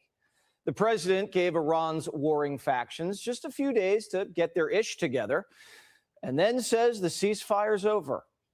He's made his red lines very clear. Iran can never obtain a nuclear bomb to threaten the United States and our allies, and they must turn over the enriched uranium that's in their possession. While it is very far into the ground, thanks to the success of Operation Midnight Hammer, it's important to the president that they hand that enriched uranium over. He's made that quite clear to them, and now we're waiting to hear back from the Iranian regime. This morning, Iran attacked 3 ships in the Strait and seized 2 of them, Swiss and Greek owned. How are you going to rob the Swiss? They haven't even taken a side. The Iranians went from the most feared military in the Middle East to a crusty crew of Persian swashbucklers. These 2 ships were taken by speedy gunboats. Iran has gone from having the most lethal navy in the Middle East to now acting like a bunch of pirates. They don't have control over the strait. This is piracy that we are seeing on display. And the naval blockade that the United States has imposed continues to be incredibly effective. Iran's navy's in Davy Jones' locker, and the gay Ayatollah's seen more action than the Iranian ports. Central Command says we're operating and enforcing the blockade across the Middle East and beyond. In the last 72 hours, U.S. forces have intercepted 3 Iranian oil tankers in Asian waters near India, Malaysia, and Sri Lanka. The president told Fox this: the blockade scares them even more than the bombing. They've been bombed for years, but the blockade they hate. When we blasted through one of their ship's engine rooms, the USS Spruance became our first Navy ship in almost 40 years to fire its deck gun at an enemy boat. The president says Iran's already collapsing financially. They're choking their economy. We are strangling their main source of revenue. They can't pay their own people. They're losing $500 million every single day. Karg Island is completely full of oil because they can't transport it to and from. So the president, the cards are in his hands. The United States maintains control over the situation. He has all of the leverage. The Iranian economy could be about to crash. Treasury says in a matter of days, Karg Island's oil storage will be full and oil wells will be forced to shut. That's when you do damage. You can't just cap it, flip a switch, and pump it back out. The president says, quote, once those wells go down, sometimes they're down for good, can never operate again. The commander-in-chief can always escalate a couple precision strikes on Karg Island's loading terminals and pipelines. and their whole economy craters and can't be fixed without a deal. 90% of their crude comes out of there, over 1.5 million barrels a day. Another target, the Iranians also have 200 million barrels of crude sitting on tankers off the coast of China. It's a 5-month supply. It's for emergencies, just ripe for the picking. The president isn't going to lift the blockade until they hand over the uranium. And the blockade's about to get extremely painful. Trump says, quote, people approached me 4 days ago saying, sir, Iran wants to open up the strait immediately. But if we do that, there can never be a deal with Iran unless we blow up the rest of their country, their leaders included. The United States will be prepared to resume major combat operations at any time, but especially by this weekend, when the USS Bush will be in theater, making it 3 carrier strike groups lurking in the waters near Iran. The USS Boxer still making steady progress to the Gulf, just cruising past Guam. And the 11th Marine Expeditionary Unit on board has been conducting flight training operations on deck. Time's on America's side. We're repositioning assets in a strategic and orderly fashion. While the elites in Washington used to panic at every ripple in the Middle East, we are currently witnessing a Trump masterclass in strategic patience. Iran is flailing, desperately seizing cargo vessels and harassing tankers in the Strait of Hormuz. They think they're showing strength, but in reality, they're broadcasting their own obsolescence.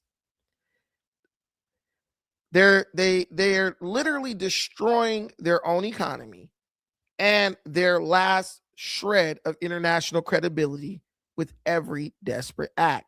It's pretty simple if you look at it. Iran is shooting at ships of foreign nations. They're seizing the ships of foreign nations. They're doing all these things to foreign nations, but they're doing absolutely nothing to their American enemy who bombed them first, right? So you got all the doomers and the black pill people saying, Iran is winning, Iran is winning, Iran is winning.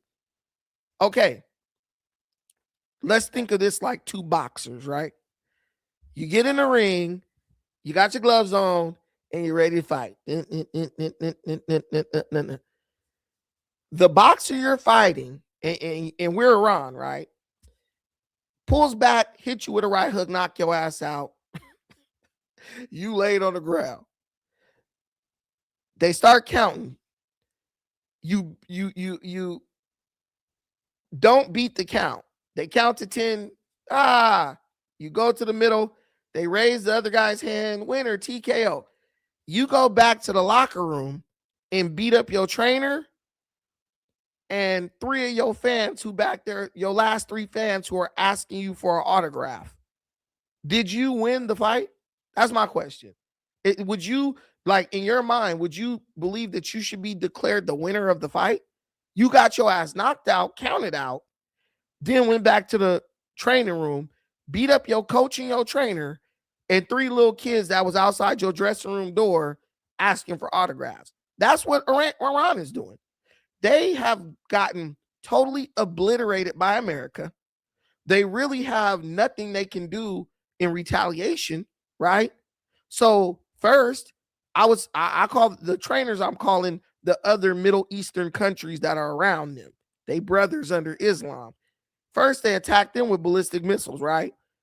When that has no effect on Israel or America, then they start attacking the cargo ships of their customers. Right? Right? This is what's crazy.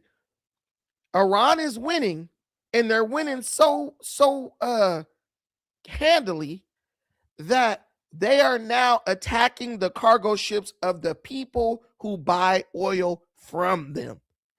And the reality is they know that those people, once they leave the strait, they're never going to come back. They're going to go right down to the Gulf and buy oil from America. So I talked to the doomers and I'm like, that's winning? We're literally, as Americans, we're kicking their ass. We're stealing their customers and we're keeping them from making any money. And the countries who I was told would come to their rescue, like Captain Save-A-Ho, ain't doing nothing. China's sitting on the look. They got tankers on the coast of China with emergency oil for Iran, right?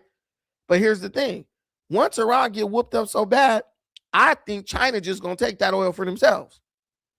That's what I think. They got oil tankers sitting on the coast of China with emergency oil, but they can't get into the Gulf. And then people are like, oh, well, this many ships got through, allegedly, right? Allegedly. But here's my thing. If the ships did get through, that's not a loss for America, because America just got to keep the ships from coming back in. Whatever they got out with has already been purchased months ago. But can they get back in and fill up again and go back out? No, they can't. So basically, at the helm of all this is the United States of America. Donald Trump, a president who understands the art of the long game. Trump isn't going to rush into another endless forever war. He knows that that would be political suicide for him.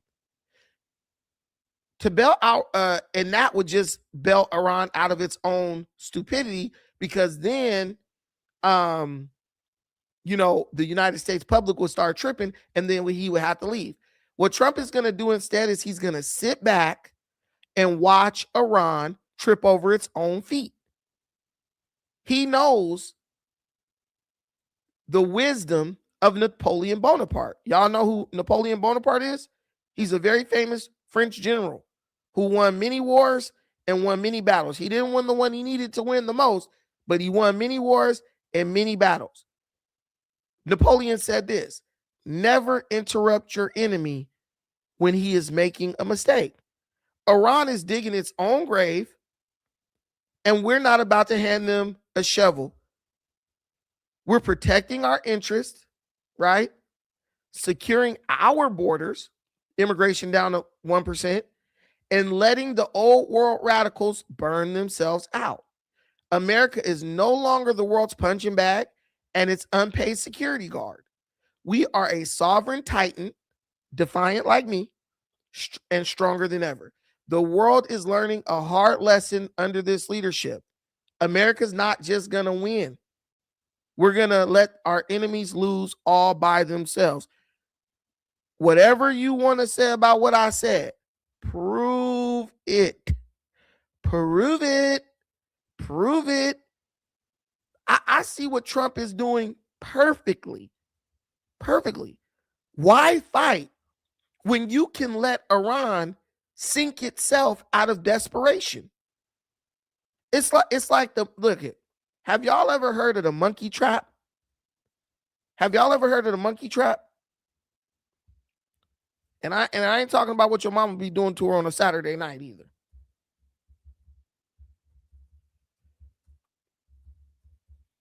This is the monkey trap. I could use this one right here. Y'all gonna get a little seminar today. The monkey trap. Some of y'all ain't never heard of this. In several villages, they use pots with a small hole in the side to capture monkeys. Now, simply by placing bananas in this pot, then sealing up the top, the monkey can easily slip his hands in and grab a hold of the banana. See, but when the monkey holds the banana, he can't get his hands out. And all the monkey must do to free himself is to let go of the banana. But sadly, the monkey never does, and capturing monkeys is easy for the villagers. Wait. Y'all ain't got no audio? Truth. Do y'all all got audio? Because Truth is saying he ain't got no audio. I got audio here because I'm also watching this on TV. Do y'all got audio? Let me know. Somebody in the comments. All right, that's you, Zarth. I mean, that's you, Truth. That's you. Can you hear the video? Okay, cool. All right. So basically in villages, they make these clay pots, right? And they stick something in it that's so large that's just large enough to where if the monkey stick his hand inside and grab it, he won't be able to pull his hand out and pull the object out, right? So we'll continue where we were. Or y'all want me to start it over? I'll start it over, whatever. Now, in several villages, they use pots with a small hole in the side to capture monkeys. Now, simply by placing bananas in this pot, then sealing up the top, the monkey can easily slip his hands in and grab a hold of the banana. See, but when the monkey holds the banana, he can't get his hands out. And all the monkey must do to free himself is to let go of the banana. But sadly, the monkey never does, and capturing monkeys is easy for the villagers. That monkey chose a banana over his freedom. And it's a lot of us choosing bananas over our freedom. See, and so can y'all understand how this is exactly what Iran is doing? The nukes are their banana. They so adamant about getting a nuclear weapon, right? The ability to kill in large number, right? That they're going to lose everything. They're literally going to lose everything. Oh, listen, guys, you could say we will not build nukes. Soon as Trump sign it, soon as Trump is gone, you could go to another president who's weaker and make an agreement to let you build nukes. They're so adamant about with this sick idea that they're going to convince Trump to let them build nukes, or they're going to show him, right? Well, we're going to show him. They're destroying their own country and undermining their own leadership. They are caught in a monkey trap. And the people who can't see that, they're probably in a monkey trap of their own. I have a friend who's constantly like on me, like, oh man, you don't know what you're talking about, and all this shit, right? And then I thought about it one day. Bro's like 50 years old. He ain't never had a job. He still live at his mom's house. I said, yeah, you don't understand what Trump doing because you ain't never did nothing in your whole life. People who have never wanted anything don't understand the idea of letting your opponent beat themselves, right? You ever heard of, you ever watch basketball? And they'll be like, okay, they got a star on the team. Bro be scoring 50 a night. They like, yeah, just let bro score his 50 and just don't let the rest of the team beat you. And the star come on out there, he shoot, make his 50 a night and lose, and they lose by 60. They lose by 40. And then they play them all season and do the same strategy and win because the star can't let go of his desire to score 50 points a night. That's his banana. Iran cannot let go of this image of being the most strongest, powerful country in the Middle East. Let me tell you what's crazy. I want y'all to really think about this, right? Think about this. Iran could have given up the nuclear program, right? And still had the most powerful military in the Middle East, even more powerful than Israel.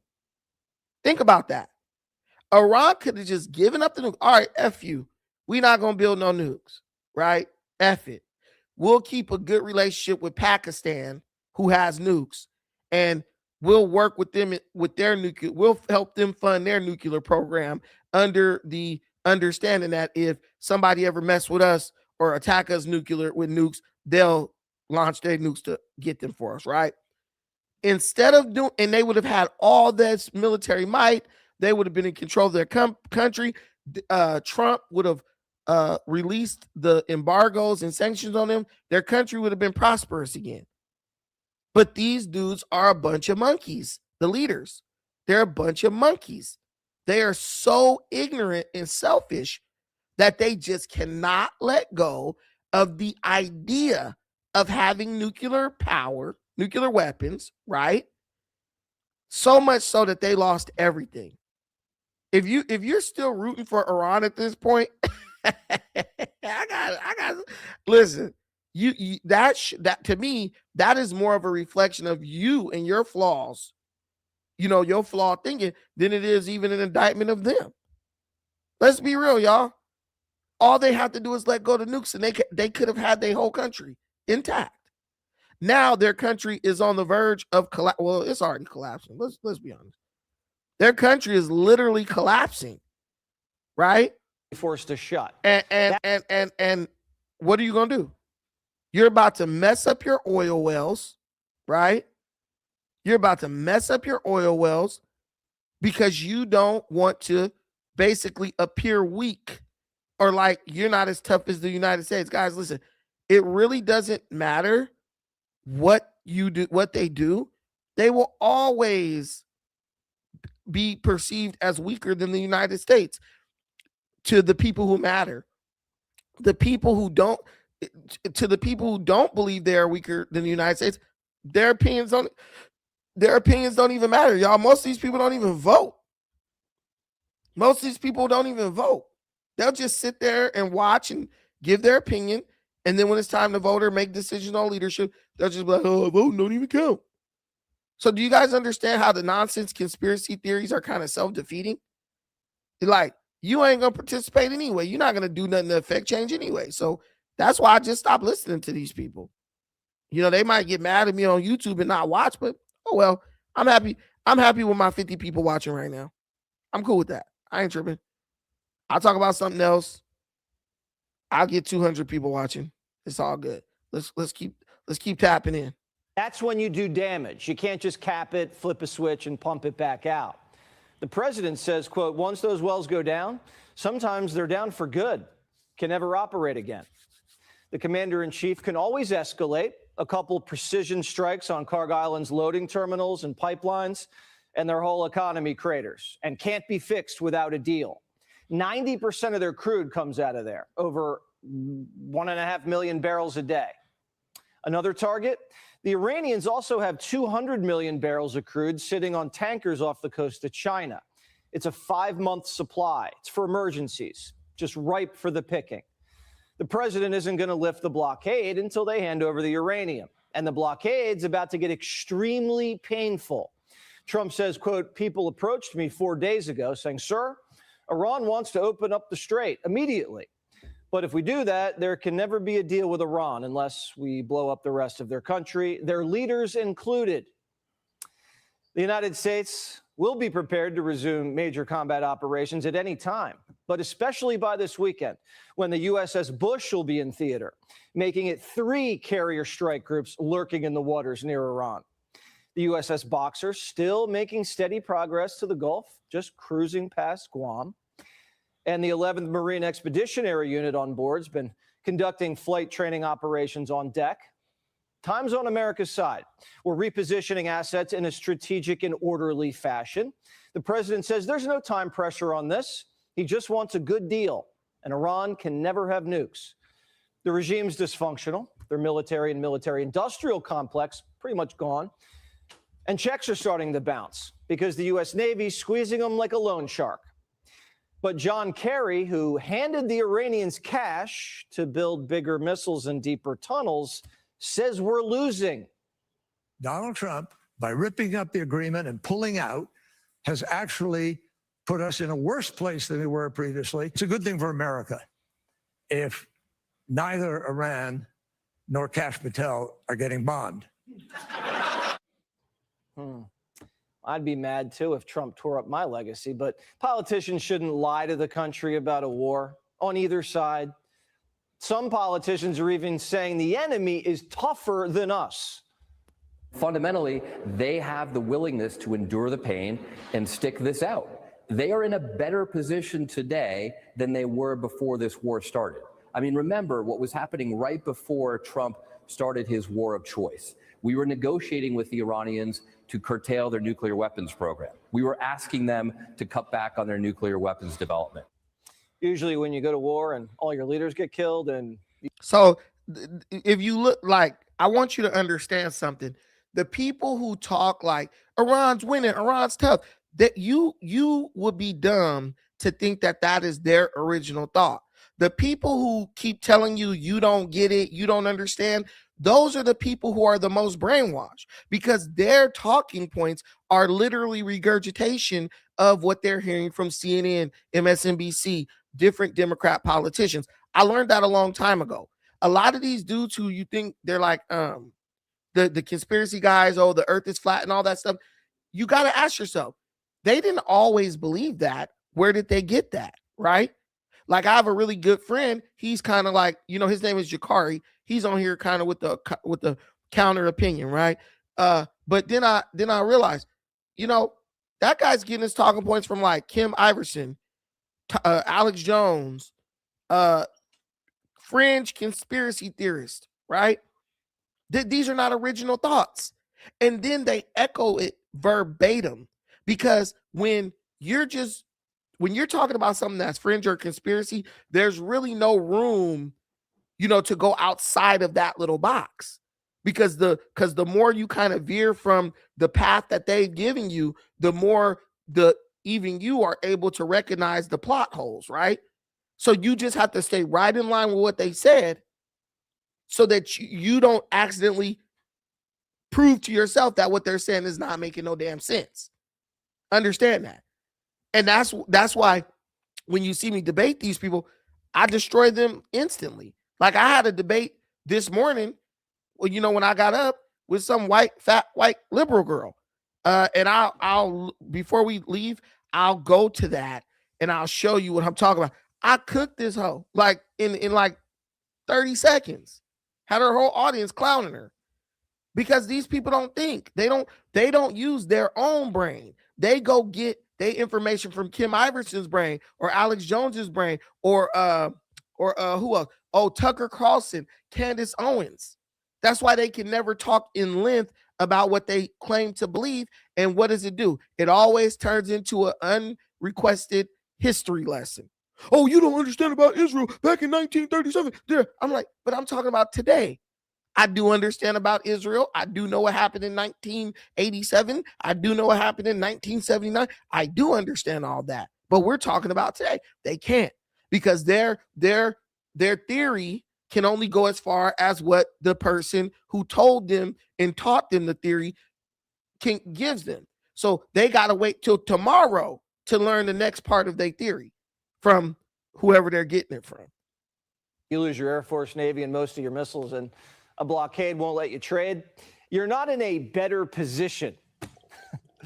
Iran doesn't even think it's in a better position. The only people who do are on CNN. The U.S. is running dangerously low on some of these key munitions that would be required to confront a near-peer adversary in the short term, like China, for example. So while the U.S. does still have sufficient munitions to continue bombing Iran, for example, if the shaky ceasefire were to fall apart, if they were to need to confront an adversary like China or like Russia, for example, then that could pose significant problems. Okay, so when you listen to these people, right? Oh, the U.S. is running dangerously low on munitions to this and that. Well, they do have enough munitions to continue to bomb Iran if this keeps going. But if they had to confront China or Russia, then that would pose a problem. Listen, bro, here's the reality. Iran is trying to bomb Israel. Iran ain't shot one missile at a single damn, I think they shot a drone at one of the aircraft carriers. But there's the Abraham Lincoln. I think that's an aircraft carrier. Hold on, let me confirm.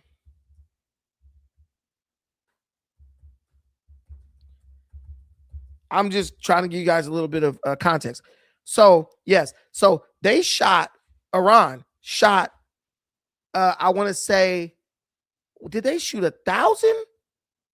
To my military guys, did Iran shoot 1,000?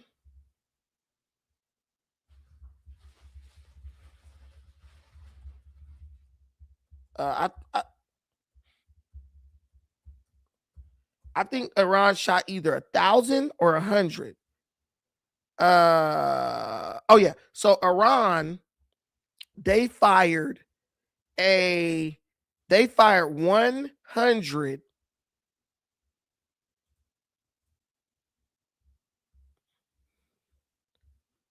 They fired 100 missiles at the USS Abraham Lincoln. I think it's called the USS. This is it right here.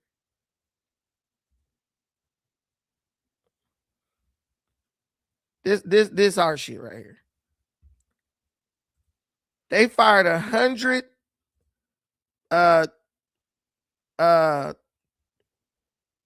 drones or missiles at this joint. Beautiful. Isn't she beautiful? Hold on, let me go back. They fired 100 missiles. So it wasn't drones. They fired 100 missiles at this joint. See right here, it's been confirmed. Yes, the USS Abraham Lincoln is a nuclear-powered Nimitz-class aircraft carrier. Regarding the number of projectiles fired, President Donald Trump stated that Iran fired 101 missiles at the carrier, asserting that every single one was knocked down on the sea. Look, they fired 100 missiles at that baby. And the Nimitz-class Abraham Lincoln knocked down every one of those 101 missiles. Why do you think Iran is no longer firing missiles at our aircraft carriers? They chose to instead use those missiles to fire them at Israel. We are OP on these fools. Look, they cannot touch us out there with their missiles, with their ballistic missiles. So what they're doing is they're choosing to attack Israel. They're choosing to attack UAE, Saudi Arabia, and those other countries. How are they winning? How do you lose to someone who can't even touch you? I mean, you could, we're going to wait them out. Okay. And that's what Trump is doing. That's where Trump is the master. He's like, okay, you want to play the waiting game? Let's wait, but you're not bringing no oil in while we wait. We gonna keep everything out. So y'all talk about that. America spent $70 billion or whatever. Iran is losing like 500 million a day.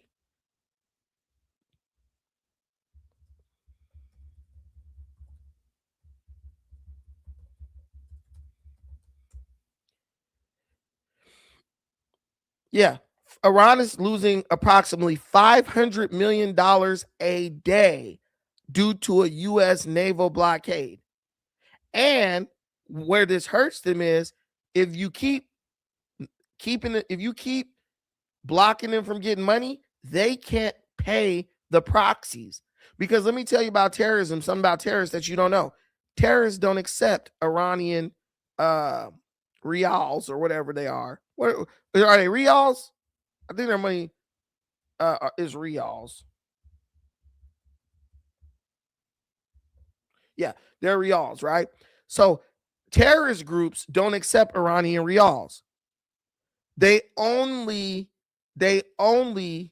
accept US dollars. So they hate the United States, but they only accept US dollars for payment. They don't accept yuan. They don't accept Russian rubles. They don't accept none of that. They want their money in US dollars. And if Iran cannot produce their pay in US dollars, guess what? They walk away. We're not helping y'all no more because it's all about money. Old Ties Longo says, dude, we lost the Gulf forever. What are you talking about? What? Wait a minute. The stupidity is in the building. We never had the Gulf. The Gulf is in the control of the countries around the Gulf. You see, people are so ignorant of history and ignorant of geography. You do know that Iran does not control, they don't own the Strait of Hormuz. They don't even control the Strait of Hormuz. They have ports in the Strait of Hormuz, just like Oman has a piece of the Strait of Hormuz. That is an international waterway. International waters is anything 2 miles off of your coast. Once you go 2 miles out, that is international waters by law. So the same country that's telling you we just want to follow international law. Let me confirm that.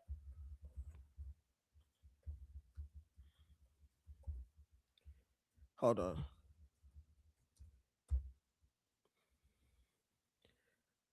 Okay, so my bad. Beyond countries.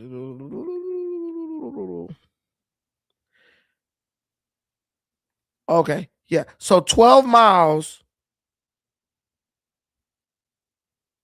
So international waters. Okay, so basically 200 nautical miles is technically high seas. That's like no country can control that. Then like 12 miles off of your coast would be considered international waters where you can't say, oh, that's mine, right? So Iran doesn't control the Hormuz Strait because there are several countries whose coastline or borders sit on the Strait of Hormuz. So when you guys are like, oh, Iran's controlling the strait, they never did. They never have. All they're doing is trying to be a bully, a weak bully, and bomb the strait, put mines in the strait. Like, if we can't use it, nobody can. And they're so dumb, right? They're so dumb, they don't realize, like, they mined the strait, and then they couldn't even remove the mines, which means that they couldn't even go through the strait themselves. That's what nobody gets. They can't even go through the strait themselves. But oh yeah, we're gonna mine the strait. They basically tried to do like a kamikaze, like, oh, we're gonna take away your ability to use the strait and take away ours too. Guys, that's the definition of a terrorist group. They're literally attacking civilian ships. Tell me, what's so heroic about that? Oh yeah, I can't beat the United States, so I'm gonna go kill some innocent sailors. But while they're doing that, what are they doing? They're making sure that no country is ever gonna trust doing business with them again without the United States as a watchdog. So everything they're doing is only strengthening the United States position. Everything they're doing. For the United States. If we need to confront China, if Trump confronted China, CNN would be against it and probably take China's side. And trust me, the United States never running out of ammo. If it's an emergency, like a real emergency, Trump will just tell Home Depot, you know those lawnmowers? Make them into drones. China's watched their proxy in Venezuela get flown in his PJs to a jail cell in Manhattan. Their other proxy in Iran got whacked in the first 40 seconds of the war. 2 countries Beijing can't buy cheap sanctioned oil from anymore. Every fear that these people have and try to like pass on to you, because that's what they do. They try to pass their fears on to everyone else. Every fear that they try to pass on to you is totally irrational. If China was going to strike the United States, they would have done it by now, because China has sat and watched the United States literally cut them off from 2 places where they get the majority of their oil from. If China was going to get cracking, they would have had to do it by now, because even if they suddenly decided to get cracking, the United States already has the upper hand. And you might say, oh, how? There's a difference from soldiers who've been sitting out in the Persian Gulf ready to get cracking, launching missiles, shooting ships, blowing up ships, all that. But there's a difference between them and soldiers who are right now sitting on the couch, right? You don't just come into a war and just, we're going to take the upper hand. No, there's rust. None of these countries have fought a war in like 50 years.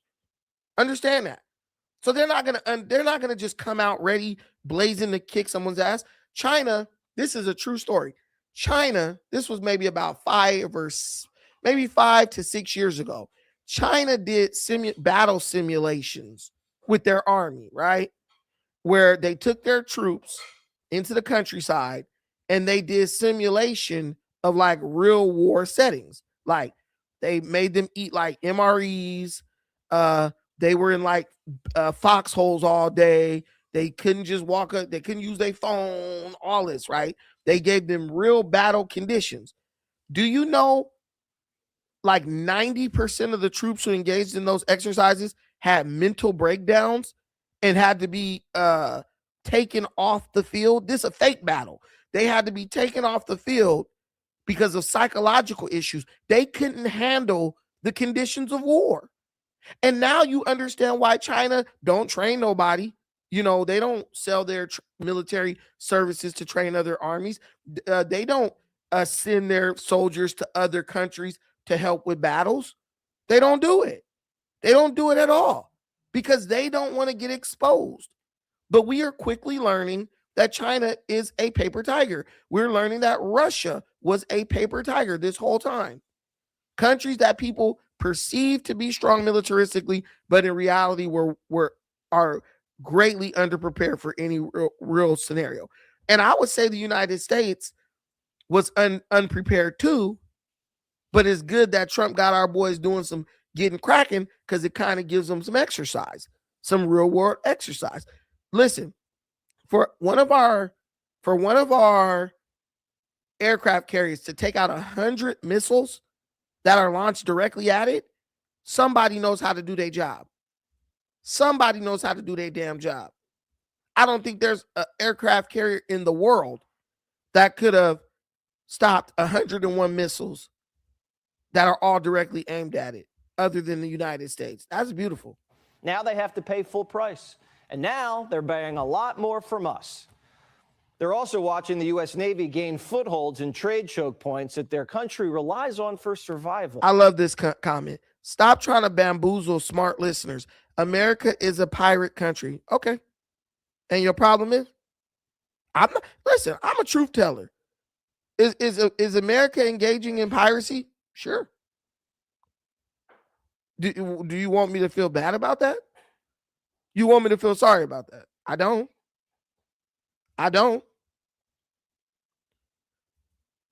As far as I'm concerned, they owe us. They've killed enough of our troops. They put enough of our people's lives in danger. They killed 46 of our citizens just on October 7th, and then funded Hamas to kidnap 100 more. I feel no sympathy for them. I feel no sympathy for them. I don't care. We need to get everything we can. Keep dreaming, fatso. Trump said 3 days. We are weeks into this garbage. Iran is 95 million people. Send those soldiers in. They waiting for you. Go ahead. Look, this is the cope. You got to go out and come back in. You got to go out and come back in. Look, this is me. I'm listening on my TV.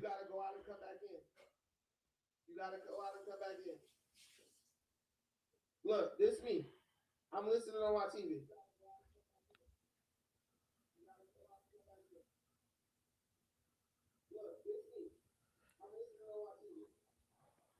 See that?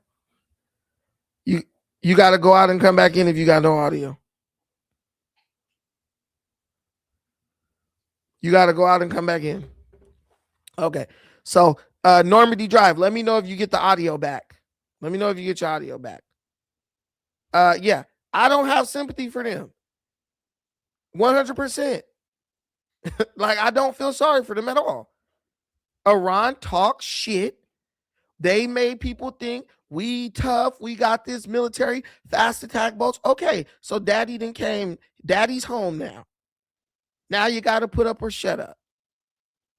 It's like when you talk all that shit about what you're going to do in bed, and then her pennies come off and you realize, hey, I might have misrepresented my ability in the bedroom. Now you got to put up or shut up, dude.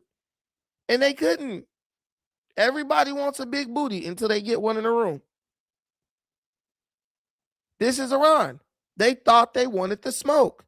They thought the United States would do what they've been doing, letting them get away with murder, literally, for payoff.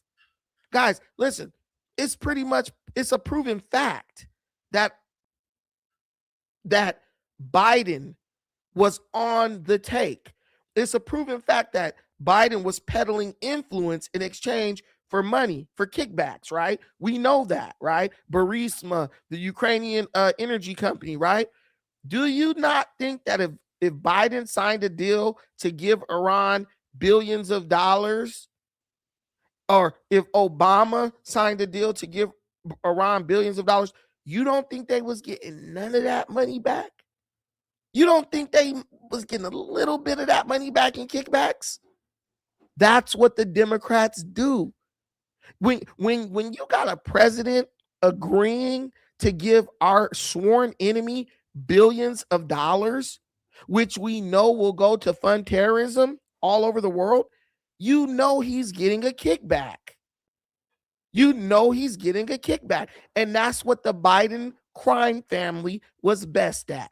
That's why you saw, that's what Biden taught Obama to do.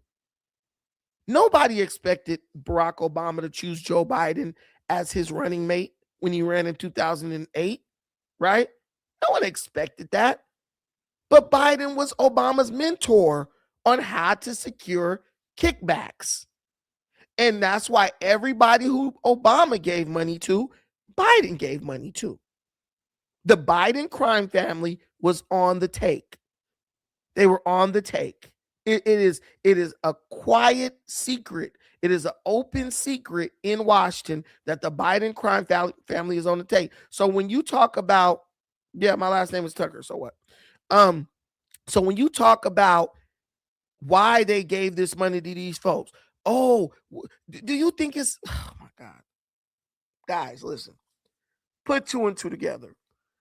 Why do you think Joe Biden held the relief money for Hawaii hostage, right?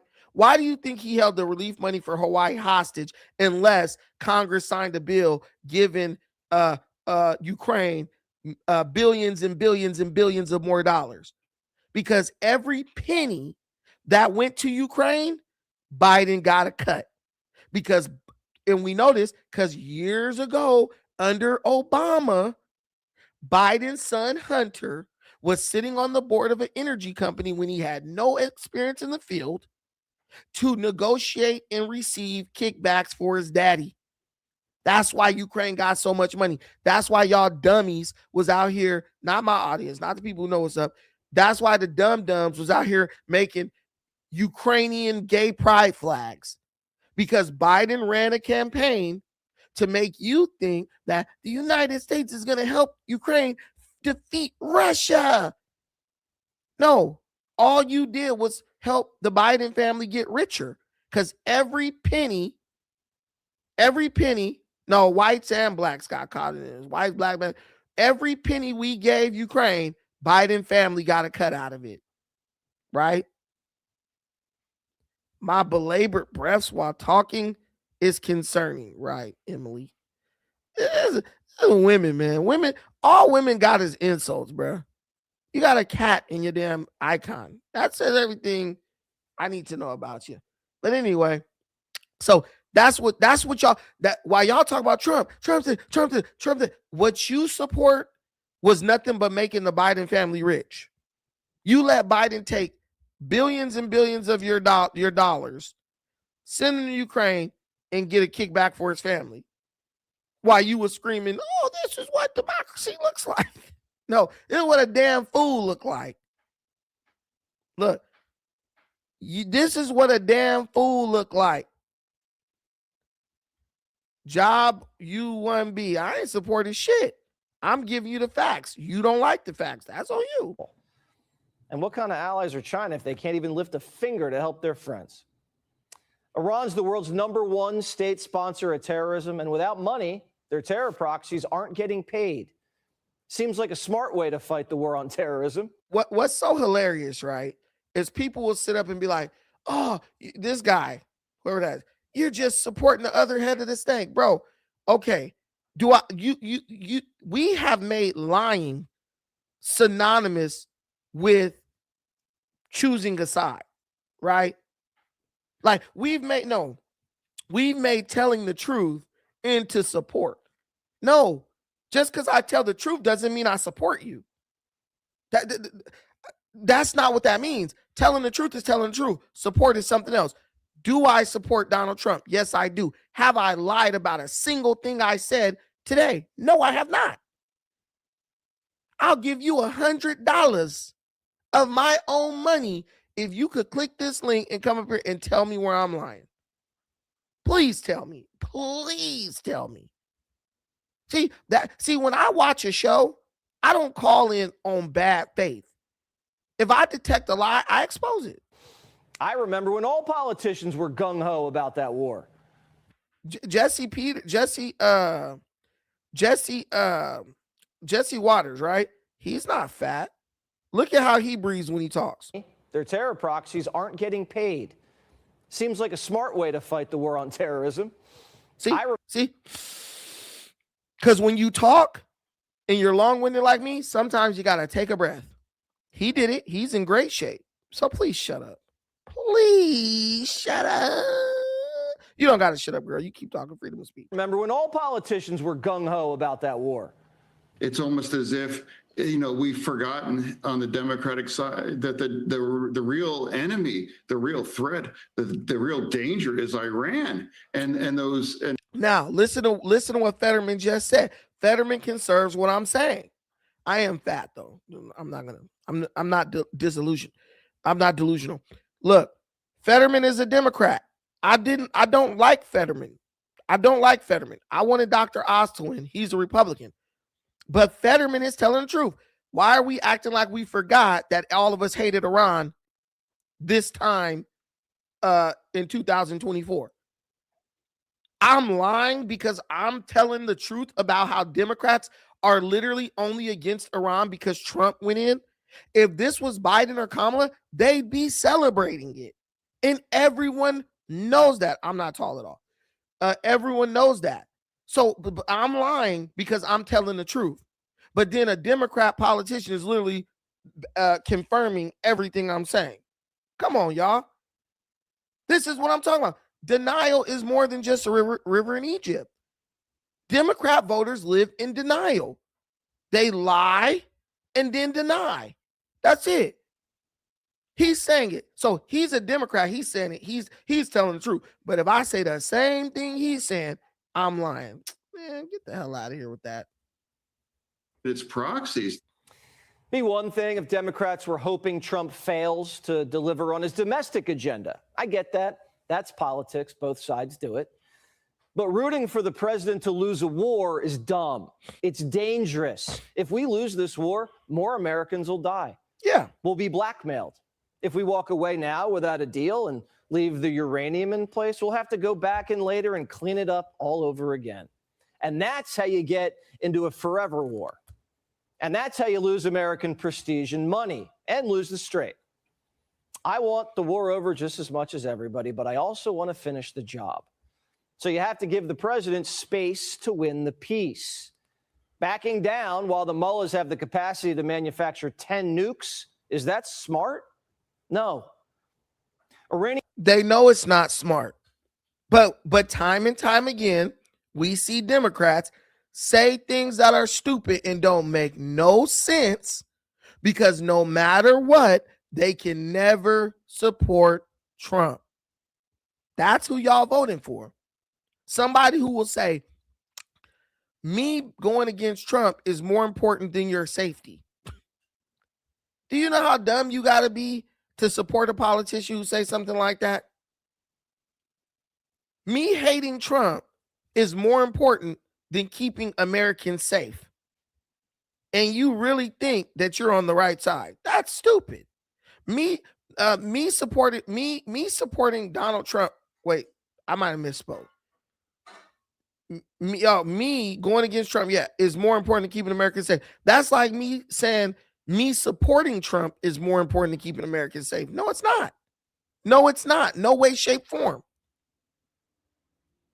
But I know that while some American lives may be in danger by going against Iran, we are ultimately protecting the vast majority of Americans by going against Iran, by dealing with them.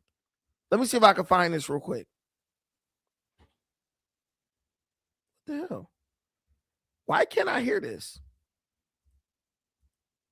Maybe she. Yeah, she. First. Oh yeah. Okay, guys, check this out. You're talking border security, citizenship, and immigration. Show me where in Title 8. How am I going to show you when I'm on the phone? You can portable aliens, but improper entry is not. Where was the word deportation? No, because you're not. first commission of any such offense, be fined under Title 18. This is me on the phone. I called into this girl's thing because she was just sitting up here capping so hard, and people were calling in. And what I realized about like TikTok and stuff, it's just a bunch of young people who are not well read, and they might be right, but just because someone's right doesn't mean that they could explain the position or articulate their position, right? So I somebody sent me this, so I called in, and I'm gonna just let y'all enjoy this while me cooking this chick, and her own audience turned on her. Well, I'll tell you the end. She ends up just dropping. She first calls a black dude to come up to try to deflect and change the. This is what these people do. Every white liberal with a political channel has a black dog with them to attack black people, or either a Hispanic dog with them to attack black people so that they won't be viewed as racist, right? She called all of her minions, and they got cooked too. So enjoy this, and then we're going to get in right after this. We're going to get into Tariq Nasheed attacks Roland Martin. Any alien who enters or attempts to enter the United States at any So time I'm on or the place phone, other than so you're not designated gonna by see me. immigration officers or alludes to examination or inspection by immigration officers or attempts to enter or obtain entry to the United States by a willfully false or misleading representation or the willful concealment of material facts shall, for the first commission of any such offense, be fined under Title 18 or imprisoned not more than 6 months or both. And then Now she just said okay. So her whole premise is prison, her whole position is deportation is not a punishment for illegal immigration. Now, mind you, she's lying, saying deportation is not a punishment allowable by law for illegal immigration. So she brings up Title 8 and tries to read just a piece of it, and her dumb audience is buying it. And down here, any alien who is apprehended while entering or attempting to enter the United States at a time or place other than designated by immigration officers shall be subject to a civil penalty of at least 50, not more than 250 for such entry, twice the amount specified in paragraph 1, and also jail time. That is the consequence. Now, when I read that to you, where did I say deportation is the consequence? Where was the word deportation? No, because you're not reading the whole. You're not reading Title 8 in its entirety. I'm reading 100%. I'm reading improper entry by alien in Title 8. Ma'am, you're reading one specific part of Title 8. Yeah, I'm reading the law about quote unquote illegal entry. That is what I am reading right now. Ma'am, you are being dishonest. I am not being dishonest. Prove me wrong. Me and you both know that Title 8 allows for the deportation of right, but not for improper entry. But not for improper entry. Ma'am, you just said right and then tried to tell me that I but don't not know for what improper entry. What you're talking about, what you're talking about specifically is 8 USC 1227. That gives you deportable aliens, but improper entry is not the consequence of improper entry is not deportation. That is not the consequence. Ma'am, if you simply look at Title 8 in its entirety. Yeah, and the entire thing. There are multiple different laws within Title 8. Title 8 allows deportation as punishment. Nope. For illegal or unlawful entry. Nope. 100%. Prove it. Show me where in Title 8. Show me where in Title 8. Nope. Show me where in Title 8. How am I going to show you when I'm on the phone? You can look it up and tell me what law to look up. You can look in Title 8. Anyone I gave you improper entry. Ma'am.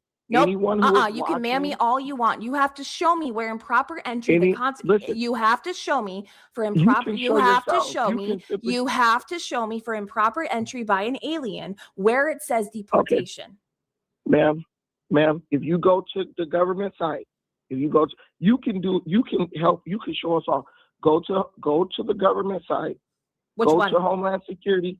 Go to www.dhs.gov. There's literally a video that will explain it to you if you can't read. Where? And it tells you. Where's the video? Where can I find the video? Ma'am, Where's the video? Show me where the video is. The video right behind her. Show me where the video is. Tell me Ma'am, exactly I where didn't to call find you it. stupid. Ma'am, I didn't call you stupid. did. I said if you go to www.dhs.gov. Where's the video? I'm trying to tell you. Go Okay, to I'm already on www.dhs. DHS. Tell me. Yes. Go to Media Library, go to videos, or you can literally just Google it and it'll take you straight to dhs.gov. I see border Literally, and it security, says- citizenship and immigration, human trafficking, immigration and custom enforcement. See all topics. See, their Exactly. whole shtick is to And it play will be dumb. the U.S. immigration system explained. That's what it will say. I see border security. I see citizenship and immigration, cybersecurity, disasters. No way, economic she ain't security, got cooked election yet. She security, gonna get cooked. Homeland security, enterprise, human trafficking, immigration and customs enforcement, preventing terrorism, resilience, science and technology, and transportation security. Where? Okay, I can read it directly to you from the website. It says when the Title 42 public health order lifts on May 11, 2023, the U.S. Department of Homeland Security will revert to fully utilizing Title 8 immigration enforcement process. Under Title 8, those who unlawfully cross the border are subject to criminal consequences, including possible deportation, prosecution, Where and are a you 5-year reading this bar from? on. This is from I can literally. Okay, Is it a let me press? Is it a press briefing? Ma'am, What is ma'am, it from? I'm going to. Look, I want to show y'all something real quick.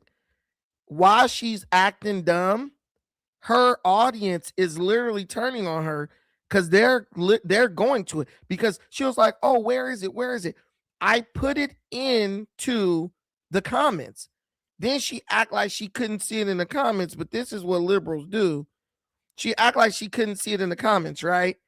But her people, her own audience is like, hold on one second. Border are subject. Hold on. Her own audience is showing her, but she wants to act dumb. Right here, you can see it. Look right here. If you look right in the middle, soldiers. Title 8 is authorizing immigration enforcement workers to inspect, detain, and remove individuals present without authorization, according to Homeland Security. USC 12227. That's within Title 8. What she was doing was trying to read one little part of Title 8 and make up a lie saying you cannot deport people who are in the country illegally. So that's one person, right? Then look at the person right under them. Remember when she read it? The next person said, you just read it. Ha, ha, ha, ha, ha. Wanda Stevenson, thank goodness for ICE. Gang, this just rage bait, but not Donald Trump. It's just going to cause World War III or some stupid shit. But then her next person said, he's cooking you. At the very top, Joe Jocelyn said, she's wrong and she knows it. Dude, you got cooked within seconds of me calling in. Subject to criminal consequences, including possible deportation, prosecution, Where and are a you 5-year reading this bar from? on. This is from I can literally. Okay, Is it a let me press? Is it a press briefing? Ma'am, press briefing. What is ma'am, it from? I'm going to copy. This is what I'm going to do for you because you're playing a game. I'm not playing games. And I don't play no games. So what I'm going to do is I'm going to put the link in the chat. So anyone who wants to read it can go there. It is there now. I placed the link in the chat. My voice is deeper because I had literally do you just allow woke links up. in your chat Depends what chat you're talking about. on YouTube? I don't see. I mean, I don't know if it goes through on YouTube. Oh, She it's there. knows it It's there. does. If you look at Defiant Brandon, I just posted it. Everyone can see you were very dishonest about what is allowable, how deportation being allowable for illegal entry. And that. Look at the comments. This her own viewers. He is cooking you. He is cooking you. Like that. That is what you guys are doing. I You don't guys see are this link. You can tell me what to look I up. placed it right there. It's in the link above the comment from Diamond Head X. Diamond Head X said she is so stupid, and my comment is right above that. You guys are lying to people about the law. I don't like lying. You know, that's part of trust. And I you don't and see the link. everyone Justin, on do you earth. see it? Oh, links are not allowed on Everyone- YouTube. You could text me the link. Links aren't Ma'am, allowed it on is there. YouTube. It That's is a What's there, the lie. what's the 100%. title on the page? Can you tell me the title on the page? I can pull it up this way. All you have. Okay, hold on. Let me go back. Okay, look. All you have to do. I'll help you right here. All you have to do is go. You can type in the U.S. immigration system explained, and it's gonna immediately pop up www.dhs.gov, and I'm giving also the link. I see how United States immigration system works. I see explainer how U.S. legal immigration system works. Primer on. Look, she's swearing that she don't see this link. But if y'all look at the screen, the link right in the middle. You see that link right there? There's the link. Where's the link? I don't see the link. It's right there. I could see it. So how's she saying there was no link with her lying ass?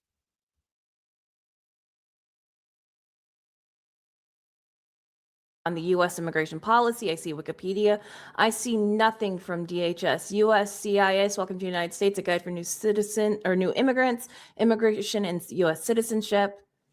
I don't see anything for it. But again, it's not disproving the law right here. This is the law. This is in the books. Did you see the link that I sent you? I can't see the link unless you texted it to me. All right, I'm gonna text it to you right now. Okay. I just want people to know the facts. Mm-hmm. Okay, hold on 1 second.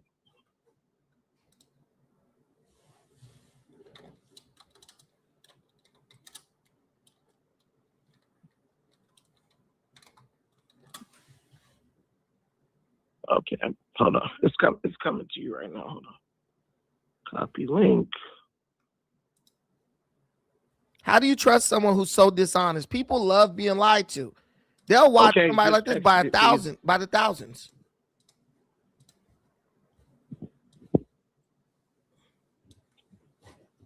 So what you just sent me is a video on U.S. system explained. You can. So you in can, Title if you 42. If you click the link, there's I see. written explanation So those who of it are as well. unlawfully cross the border are subject to criminal consequences, including possible deportation. Look, within the first 2 seconds, she reads it and then tries to go into immediate denial. Listen, she's going to read this shit in the first 2 seconds. She got proven wrong. Listen, pay attention. System explained. You can. So in Title 42.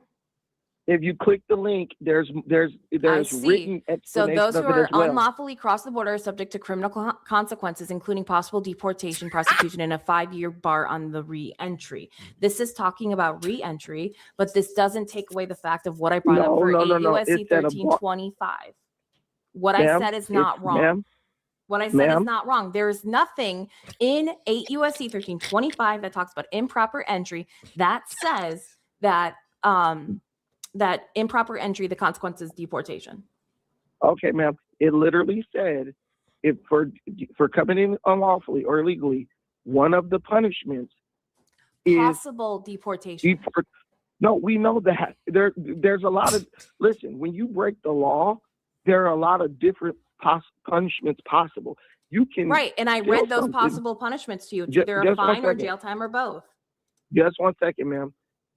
If I steal something, I could possibly get probation. I could possibly go to jail. Yeah, and those are possible consequences. Like if you cross the border, like if you enter the country improperly, it's a prison. It's either prison time or a fine or both, not deportation. Yeah, but what you attempted to argue was that deportation was not a punishment that was allowable. Not under improper entry. That's exactly not what you did. under improper entry. There is no consequence. Ma'am, yes, it is. No, it is not. The law itself says that it's not. Good morning, Blue. Sir, what's your name? You just read it. Sir, what's your name? Hold on.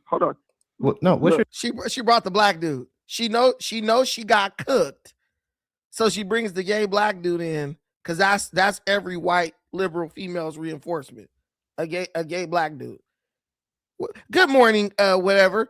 Look what it says. Look at this lady right here. Look at the comments as her audience turns on her. What about being informed about the laws of your government is dangerous?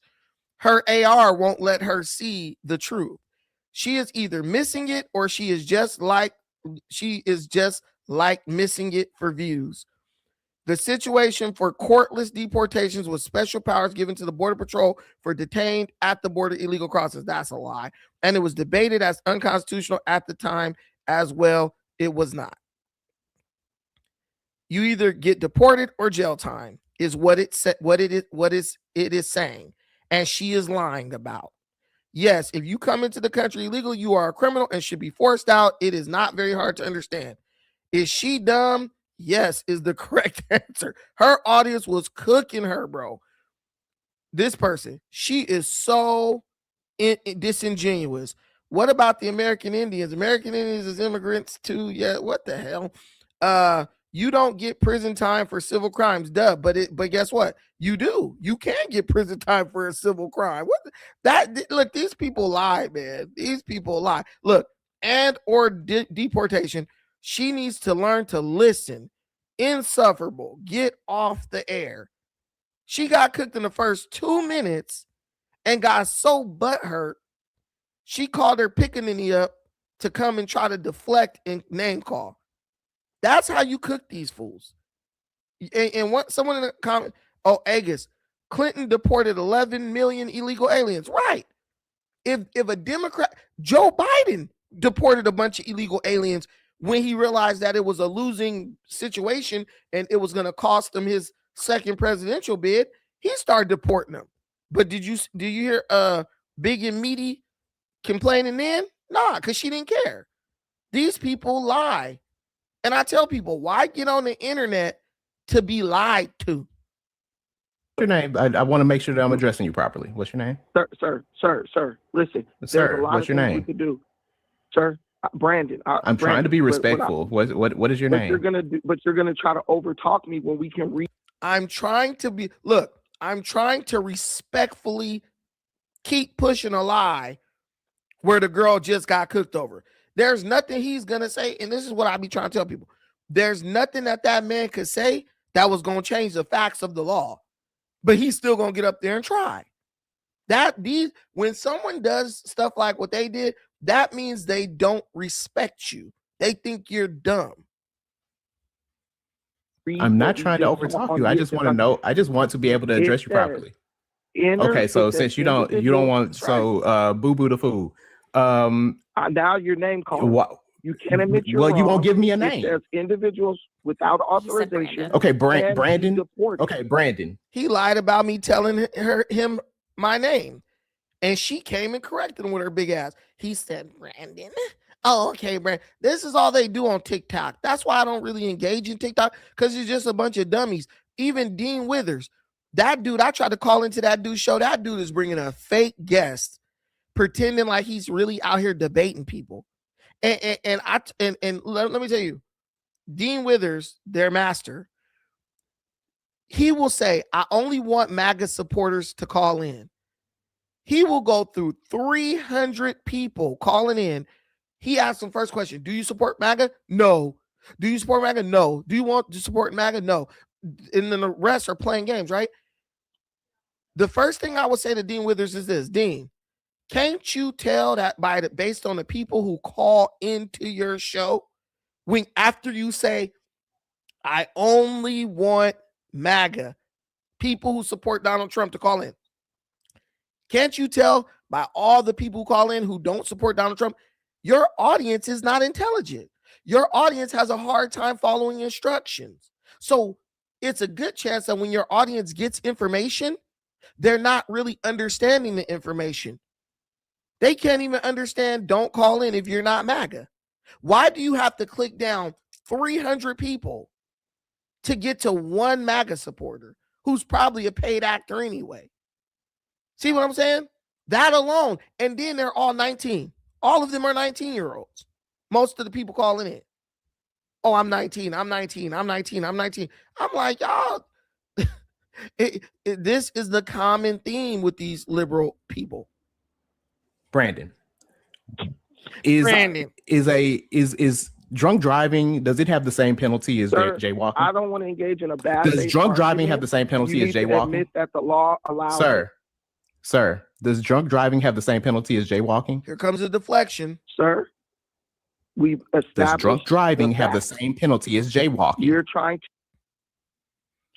Just look at the eye. Now he's trying to equate illegal immigration to drunk driving. And I'm telling you, when you talk to these people, do not answer them about nothing but what you're talking about, because they are professional deflection artists. But he's trying to save her, right? He's trying to save her. But if you look at the audience, these aren't even Trump supporters. Look, Trump sucks. Then the next person, here comes the redirect. Now this person said, he said, Brandon, laugh out loud. Dude chiming in, shut up. The site she is on isn't about the issue he brought up. They got cooked. He said, Brandon, she had to tap out, saw the chat wasn't loving her. All they do is try to speak over him and they won't let him talk. Insecure mega men hate educated, strong women. No, I don't. I hate dumb, uneducated women. Yikes, her co-host is a clown. Who the hell is this? Stupid logic. That's why I didn't engage in it. Why would I talk about drunk driving? Somebody put, let's go, Brandon. But why would I talk about drunk driving when we talking about illegal immigration? And why would I let your black ass come in deflecting and distracting when I'm clear in my mind? What I said is written on paper on the government website. It ain't no analogy you're going to make that's going to get me off of the facts. To deflect from the fact I'm not that you guys deflecting. are up here lying. I'm not deflecting. We're talking about the law. You are. This has nothing to do with We're drunk talking driving. about the law. This has You're trying to nothing conflate do the with entirety of Title VIII into one singular Sir, law I'm or into one reading singular what offense. the law, listen, according to our government, I am reading what our government designates as We're reading the direct law for illegal immigration. Yes, dummy. I am also reading the law. She's just reading one part of Title 8, and I'm reading Title 8, Section 1227. I'm reading the entirety. You're trying to find one area where it doesn't mention deportation and says that encompasses the whole law when it does not.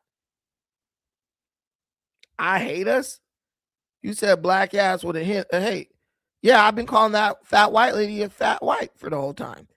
But his black ass pissed me off. You know who I don't like? I don't like niggas. Because niggas will lie up in your face knowing they lying.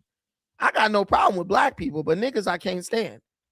Niggas will get in your face and lie to you. Niggas will steal your stuff and then help you look for the shit that they stole.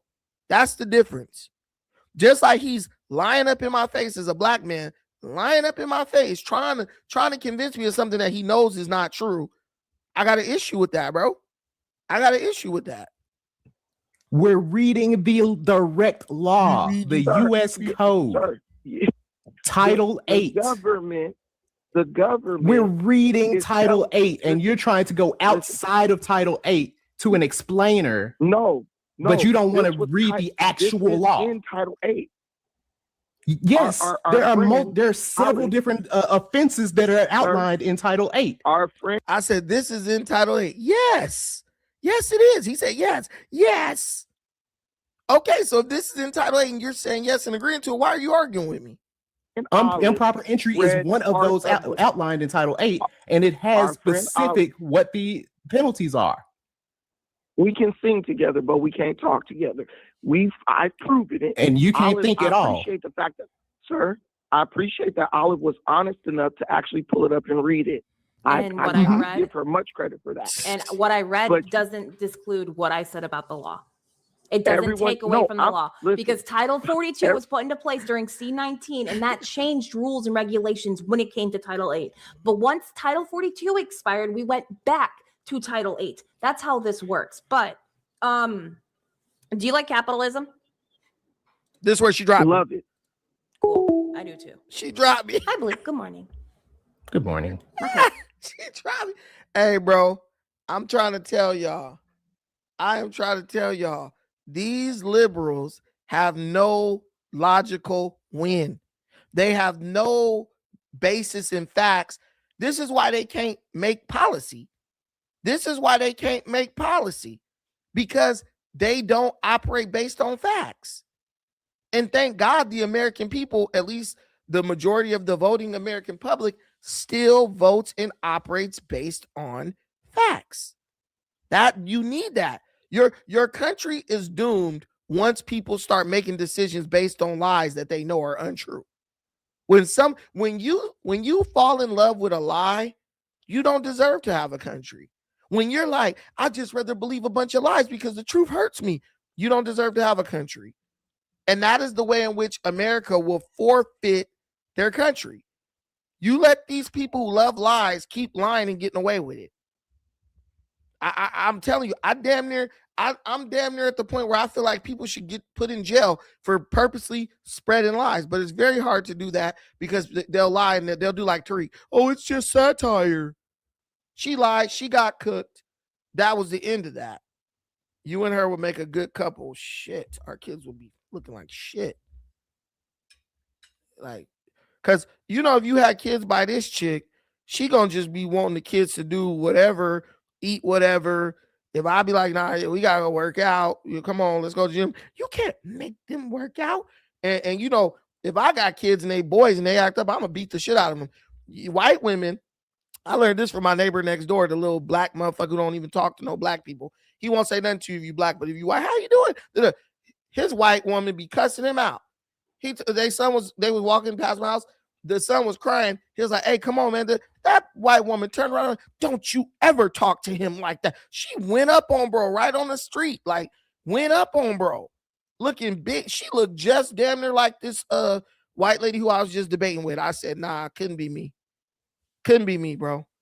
You call me abusive or whatever. The way I would have turned around and Chuck Norris kicked that hoe, gonna try to go up on me because I'm telling my son, stop crying and come home. See, nah, we can't do that. We don't do that around here. I'm daddy. You can handle the girls, and even with them, I'm daddy. You know what I'm saying? If I say some shit, that's what it's gonna be. And you gonna shut the hell up while I execute the law. You abusive. Call it what you want to. Call it what you want to, nigga. My daughter spoke on here before. She's fine. She ain't abused. She's doing damn good. Sometimes you gotta whoop an ass. And my daughter didn't have three whoopings in her whole life, and two of them was from her mama, and I think one of them was from me. And that was when she was way younger. Yeah, you ain't gotta beat on your kids if you get them in line early and lay down some rules. Yeah, the kids that gotta get beat all the time is the kids who their parents never instilled no values in them. The parent only want to go up on them when they do something that make the parent mad. It's like my sisters, right? They don't whoop their kids per se, only when their kid do something that affects them, right? You fuck up in school, mama doing nothing. You disrespectful to a family member, mama doing nothing. You still out the store, mama ain't doing nothing. You not putting your shoes on fast enough so she could get you to the bus, so she can get back in bed, or you miss your school bus. Now she got to give you a ride. Oh, you getting your ass cooked. You getting your ass beat viciously to where I got to pull her up off you. See, that's what bad parents do. Bad parents whoop and discipline their kids when the kid inconvenience them.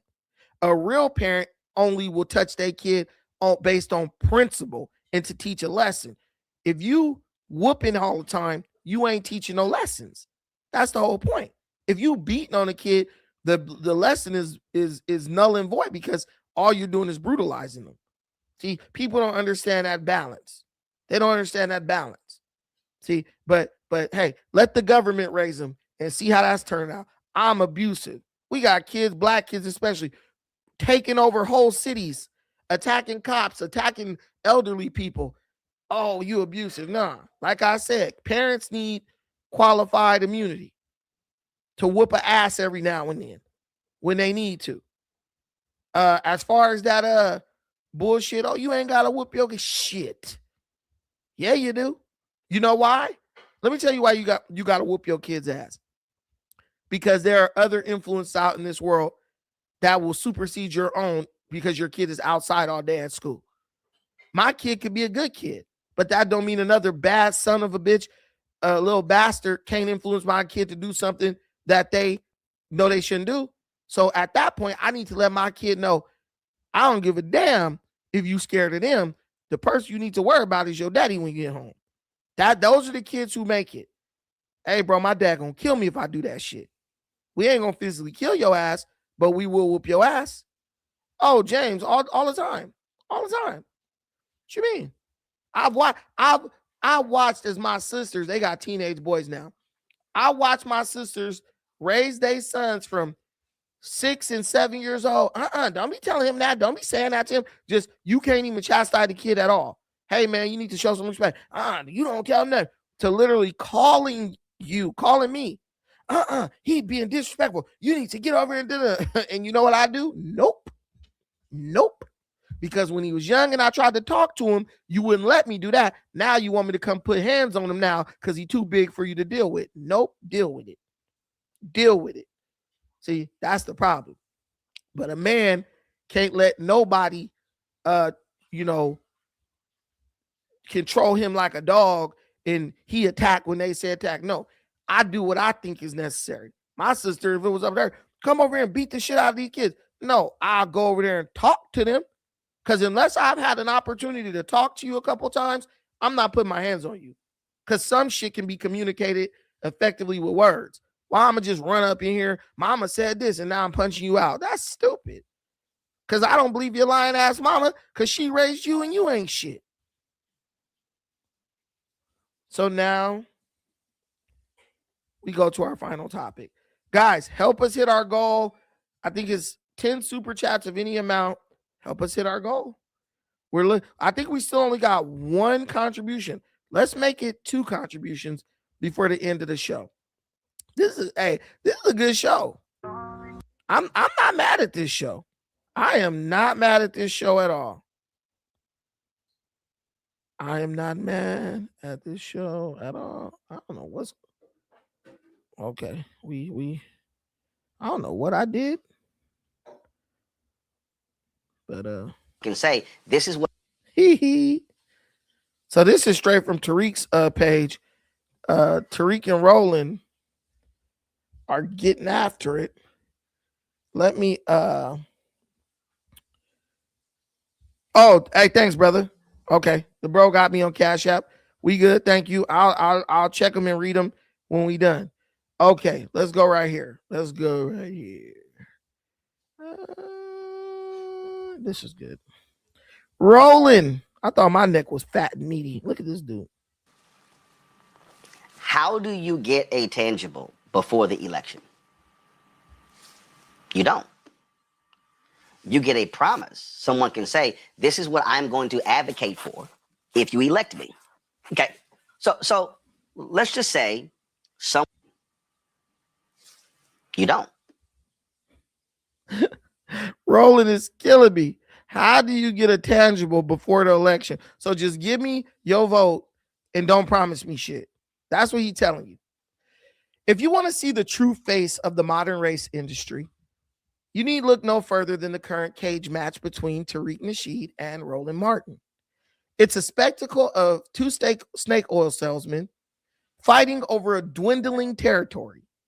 On one side, you have Nasheed, the king of divisive rhetoric and historical revisionism. On the other, you have Roland Martin, the quintessential corporate-backed talking head. They are clearly tearing each other apart, but don't be fooled. They are 2 sides of the exact same coin. They are race-hustling grifters who have turned the genuine struggles of the past into a personal ATM. For these guys, activism isn't about progress. It's about a lifestyle. It's about the custom suits and their proximity to power. They don't want the racial divide to heal. Why would they? If Americans of all colors realized they had more in common with their neighbor than with a professional agitator on a phone screen, Nasheed and Martin would be out of a job. They thrive on the friction. They are the gatekeepers of a burning building, charging admission for the exit while they sneak out the back with all the booty. And by that, I mean treasure. It's a performance. It's a grift. It's a tragedy. It's a god dang shame. I give you Roland Martin. How do you get a tangible before the election? You don't. You get a promise. Someone can say, this is what I'm going to advocate for if you elect me. Okay. So let's just say someone running for a House seat says that I'm going to advocate for you for that reparations check. Got it. What then happens if that person running is a Democrat? Because I haven't seen one Republican who supports reparations. What happens if that person loses? Who's advancing the issue? Now let me flip it. What happened if that person in your congressional race wins, but nationally Democrats don't win another 217 seats? That means that Republicans are in control of the U.S. House. Your bill will not even get to the floor. Okay. Let's say your Mr. Kiko. Tariq, what up, though? Hey, Kiko, how you doing, fam? Chilling, man. How you doing, bro? With your old rocking chair built there. Oh, not you, not with your head look like a bit off Cinnabon. Not with that. This nigga look like a decrepit youth pastor in that damn tight ass chopper suit. That nigga. Hey, no, but like, on the real, this nigga looks like a numbers runner / insurance salesman.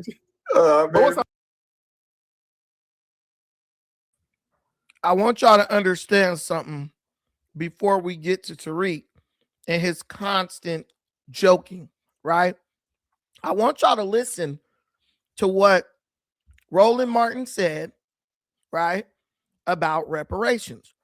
Well, if you don't get a Democrat elected, none of them going to support, how you going to get reparations? Get to the floor. But nationally, Democrats don't win another 217 seats. That means that Republicans are in control of the U.S. House. Your bill will not even get. But if that person in your congressional race wins, but nationally, Democrats don't win the issue. If that person running is a Democrat, because I haven't seen one Republican who supports reparations. Okay. What So here it happens is if right that here. person Here it goes right here. is a Democrat? Because I haven't seen one. What then happens if that person running is a Democrat? Because I haven't seen one Republican who supports reparations. I haven't seen one Republican that supports reparations, right? So what happens if that person who wins isn't a Democrat? Because I haven't seen one Republican that supports reparations. But who was Roland telling you to vote for last election? He was policy. He was telling you to vote for this woman right here. So Roland is trying to do a trick on black people and tell them, well, if you don't get a Democrat in, nobody's going to support your bid for reparations, right? Okay, Roland. Let's say that makes sense, right? Let's say that makes sense. Well, then why are you telling us to vote for a woman who said that she would never support reparations? For African Americans that you would explore. But no, if you look at policy for African Americans that you would explore. But no, if you look at the reality of who will benefit from certain policies, when you take into account that they're not starting at the same place and they're not starting on equal footing, it will directly benefit Black children, Black families, Black homeowners, because the disparities are so significant. So if we focus on the specific issues that have resulted in the greatest disparities, and we understand that that's part of why we're doing it. Listen, the reality also is this: any policy that will benefit Black people will benefit all of society. Let's be clear about that. Let's really be clear about that. So I'm not going to sit here and say I'm going to do something that's only going to benefit Black people. No, because whatever benefits that Black family will benefit that community and society as a whole, and the country, all of society. Let's be clear about that. Let's really be clear about that. So I'm not going to sit here and say I'm going to do something that's only going to benefit Black people. About that. Let's really be clear about that. So I'm not going to sit here and say I'm going to do something that's only going to benefit Black people. About that. So I'm not going to sit here and say I'm going to do something that's only going to benefit Black people. No, because whatever. So I'm not going to sit here and say I'm going to do something that's only going to benefit Black people. No, because whatever benefits that. So I'm not going to sit here and say I'm going to do something that's only going to benefit Black people. No. So if the Republicans don't, if the Democrats don't get the seat, then no one's gonna do anything that is gonna benefit only Black people, except for wait. If the Democrats don't get the seat, then the Republicans aren't gonna do anything that only benefits Black people, right? But neither are the Democrats. So why did Roland tell me to vote for this woman? Why did Roland go on an airplane tour with her to go around the country and tell people to vote for her when she has made it clear? Whatever benefits that Black, let's really be clear about that. So I'm not going to sit here and say I'm going to do something that's only going to benefit Black people. No, clear about that. So I'm not going to sit here and say I'm going to do something that's only going to benefit Black people. Okay, so when we talk about reparations, we're talking about something that's only going to benefit Black people. Roland, if we don't vote Democrat, the Republicans are not going to push for reparations. But the Democrat you told us to vote for said she will never give reparations because she will never do anything that only benefits Black people. So if we vote for Kamala, right? We know this for a fact. You will not get anything that is exclusively for Black people. She said that out of her own mouth right before she put the collard greens in the bathtub. Shout out to Original One. So why, if Roland stands for Black folks, why would Roland tell Black folks to vote for someone who said they wouldn't do anything specifically for Black folks? Please help me understand that. This like, y'all be on me. Brandon, you cool. No, you're the sellout because you voted for someone who says she will never do anything specifically for you. She will never do anything for you. Meanwhile,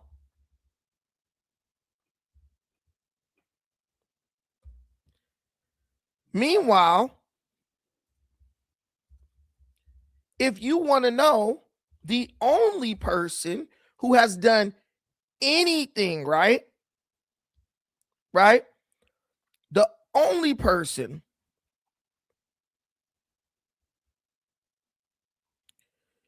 he's the only person who has ever done anything, right, is a Republican. The only person to ever do anything for reparations, right? The only person was Bill Asalee, who is a Republican. And that was in California. You guys don't know the story, most of you, but if you know anything, there was a politician, right? His name is, I always forget his name because he's such a bastard. I hate him.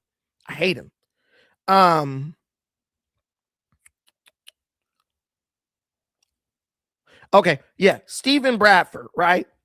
There's a politician, Black guy, named Stephen Bradford, right? He wrote a bill for the California State Legislature for reparations. In this bill, it was a legislation that would have secured cash payments.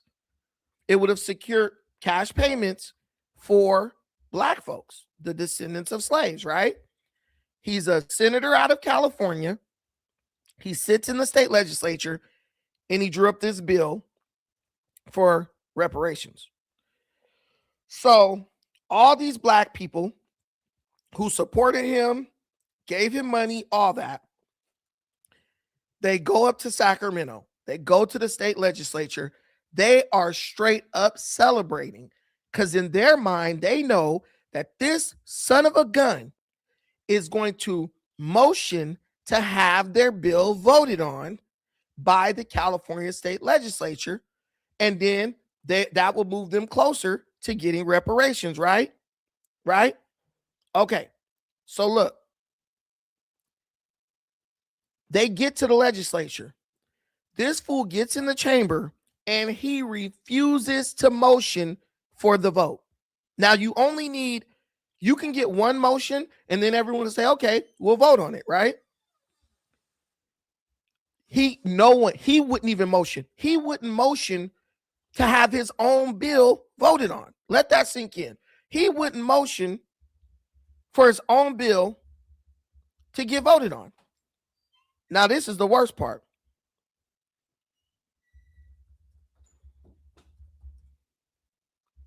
I'm getting the facts.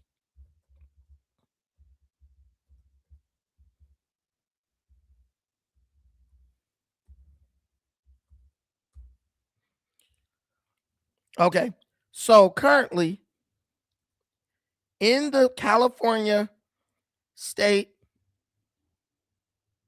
legislature,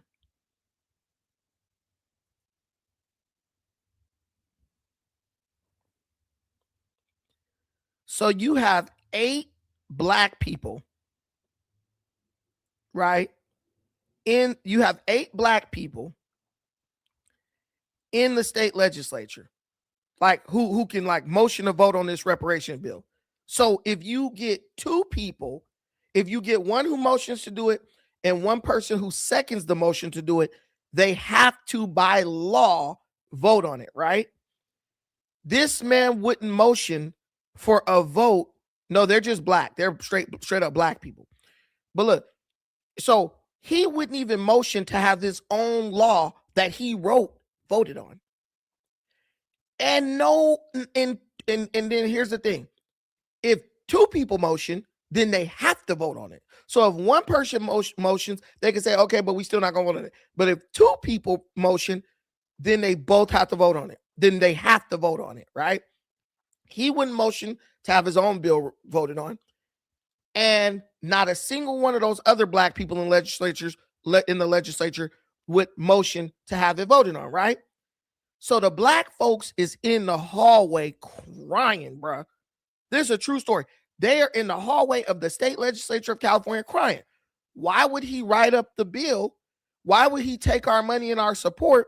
And then when he gets to the point where the bill needs to get voted on, he refuses to do a motion for his own bill to get voted on, right? Well, here's the reality. Democrats don't support reparations. That's easy. You're pretty dumb if you actually think they do. So California came the closest to statewide reparations for black people out of any state. And the black folks who would have received the reparations, their own senators and congressmen and women, would not motion to even get it to a vote, right? No, they are black. Stephen Bradford is black. He is an FBA. He ain't no damn Islander. But this is Jamal. This is what y'all got to tell yourself to keep lying. I get it. So while the black folks is out in the hallway crying, now he's not even white. He's like Middle Eastern or something. Bill Asaley comes out and he's walking by. He's like, why are these black people in the hallway crying? They're like, they tell him the story, right? They wouldn't even vote on their own bill that they wrote up for us. They lied to us. They grifted us, right? Which we know. So this is what happens. He says, look, he's a Republican. He says, I'll motion for it to get voted on. And if just one of your black compatriots seconds the motion, they'll have to vote on it and you'll know what's going on, whether they approve of it or not, right? He motions, not a single black legislator would second his motion to at least get a vote on the reparations bill. Not a single one. Right there, you knew reparations was dead in the water. So why is Roland? Wait, okay. I want to play this for y'all. A story you will only see here on KCRA3. An unlikely pair is joining forces in the fight for reparations in California. The Democratic leader of California's Reparations Task Force, Camila Moore, and Republican Assemblymember Bill Asalee are working together to establish the California American Freedmen Affairs Agency. It's supposed to be the main starting point for the state's reparations effort. California Democratic Legislative Black Caucus at first pushed this before blocking the effort last year with little explanation. KCRA 3 Capitol correspondent Ashley Zavala sat down exclusively with Chair Moore and Assemblyman Asalee, and here's the story. I just want to ask you how you think people are going to react when they see you two sitting together in this interview. Shocked. Yeah. I don't know why people would be surprised. I mean, in my office here, we work across the aisle when possible. So Roland is a liar. Roland is a liar. Well, no Republican is supporting reparations. The only person who's really supporting reparations is a Republican, Bill Asalee. He's the only person supporting it. And the Republicans the Democrats worked hard to draw him out of his district. So the Black Caucus in California pushed the reparations bill. They collected money to write up the reparations bill from Black people and then blocked their own bill with no explanation. Republican steps up. I handle it. I do it. Camila Moore, a Democrat, she sees he the only person trying to help us. So she gets in cahoots with bro, and now they working together. What I keep telling Black folks, you could be stupid if you want to, right? The only way you have a chance to get reparations is if you force Democrats and Republicans to either fight over who's going to give it to you first or force them to work together to get it. That is a bipartisan issue. One group is not going to give it to you. Anything where they know they got the support on it and they got the voters in their pocket, they're going to weaponize it against the other party for as long as they can. So they'll never pass it, right? And watch when the next midterms and the next election come up. You're going to hear this reparation stuff going. They're going to be going crazy on it because they know if they just throw the word out there, you're going to support them. But I'm telling you right now, the champion of reparations for Black folks is a white. He's Armenian or some shit like that, but they are designated as white. Is a white Republican. So Roland is a liar. We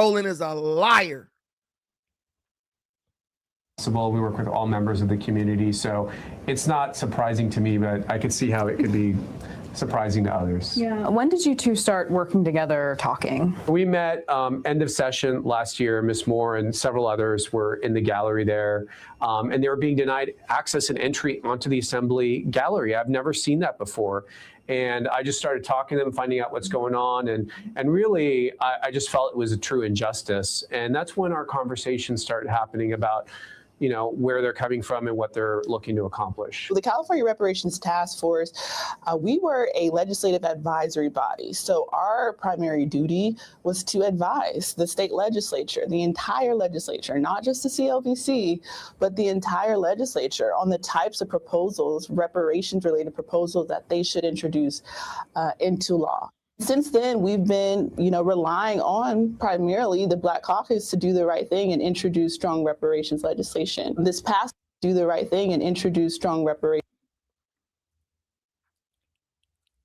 This idiot in the comments keeps saying, no one's voting for Republicans. Okay, for Democrats, right? If no one's voting for the Democrats, why are all these Black people for the Black Caucus in the legislature? Someone's voting Democrat. Black people voted for Kamala Harris at 85%. But you are an idiot, so you'll say, no one's voting for Democrats. We're still voting for Democrats. Trump almost got 20% of the Black vote, and that was a record, right? That's a record. If Trump got almost 20%, that means 80% of Black folks still voted Democrat in the last election. After Democrats denied them reparations repeatedly. You can't pull that shit over here. This ain't that channel. So Roland Martin and Tariq are both on the same side, really. Because Tariq knows it's never going to happen, but he knows he can bamboozle you with it. So what it really is Roland Martin is now pushing in on Tariq's territory, where he's going to start trying to lie to you and make you believe that, oh, the Democrats will talk about reparations and they'll give you reparations if you vote for them. That's the same thing Tariq's doing. Tariq's just not saying the Democrats gonna give it to you, but Tariq makes you think reparations are actually possible for you, so you give him money. Roland is now going to use the same lie to get you to vote Democrat. That is the carrot that Negroes are chasing. So it's not that they're even at odds. Roland is just trying to push in on Tariq's territory. Tariq needs you to look at him as the end all be all on reparations so he can get your money. And if Roland can convince you that you don't need to give money to Tariq, instead you need to give money to the Democrat Party and give them your vote, that takes the money from Tariq's pocket. And what Tariq understands is the only people black people have faith in more than black race hustlers and grifters is black race hustling, grifting politicians. See? Oh, FBI's in the building. The insults are rolling in. You know that's all they got. And you know when you hurt them. You know you hurt them when they start insulting you, because that's FBA's greatest weapon, the ability to crack a joke. That's all they can do. That's all they can do is crack jokes. They can't deliver no tangibles for themselves or even support someone who can deliver tangibles. But guess what? They got a monopoly on the jokes, man. Y'all got a monopoly on the jokes, man. What happens if that person loses? Who's advancing the issue? Now let me flip it. What happened if that person in your congressional race wins, but nationally Democrats don't win another 217 seats? That means that Republicans are in control of the U.S. House. Your bill will not even get to the floor. Okay. Let's say your Mr. Kiko. Tariq, what up, though? Hey, Kiko, how you doing, fam? Chilling, man. How you doing, bro? With your old rocking chair built there. Oh, not you, not with your head. And I just used Tariq's thing so y'all could talk about it, see it a little bit. Tariq tries to flag people when they use this content. It never works, but hell, he can get strikes against your channel, you know, if you use his content. So if you want to see the rest of that whole thing, go over to Tariq's channel. Watch this one. It's pretty easy to see with Roland Martin looking fat and shit. But if you don't, on my channel, I got one with the biscuit eater. He stole the biscuit eating Roland Martin thing from me. I produced my video like a week ago or something, and he came with this like day before yesterday or something. But go check it out over there. Anyway, I'm out of here. Thank y'all for watching this. I appreciate everything y'all do for this channel. Till the next time, shout out to my boy, Truth884 for the super chat contribution. I got to take myself to work real quick, but I won't be there for long. Shout out to my brother Truth for the $20 holler in the Cash App. And then shout out to James. Thank you, James, for the $10 holler in the Cash App. I appreciate that. So, I mean, we add that up any amount, we did reach the goal. But feel free to bless us with more contributions, comments. Please like, share, and subscribe. We're going to move this show to the morning, probably around 8 o'clock my time, if not 7. I want to get with you guys on your drive to work. I want to help you guys get in the right mindset every morning to go out and to face the world. That's what I want to do. That's my new mission. Thank y'all so much. Oh, it ain't going to be a day at work. It's probably going to be about an hour at work, and then I'm bringing my ass back to the crib. Thank y'all. Till the next time, peace.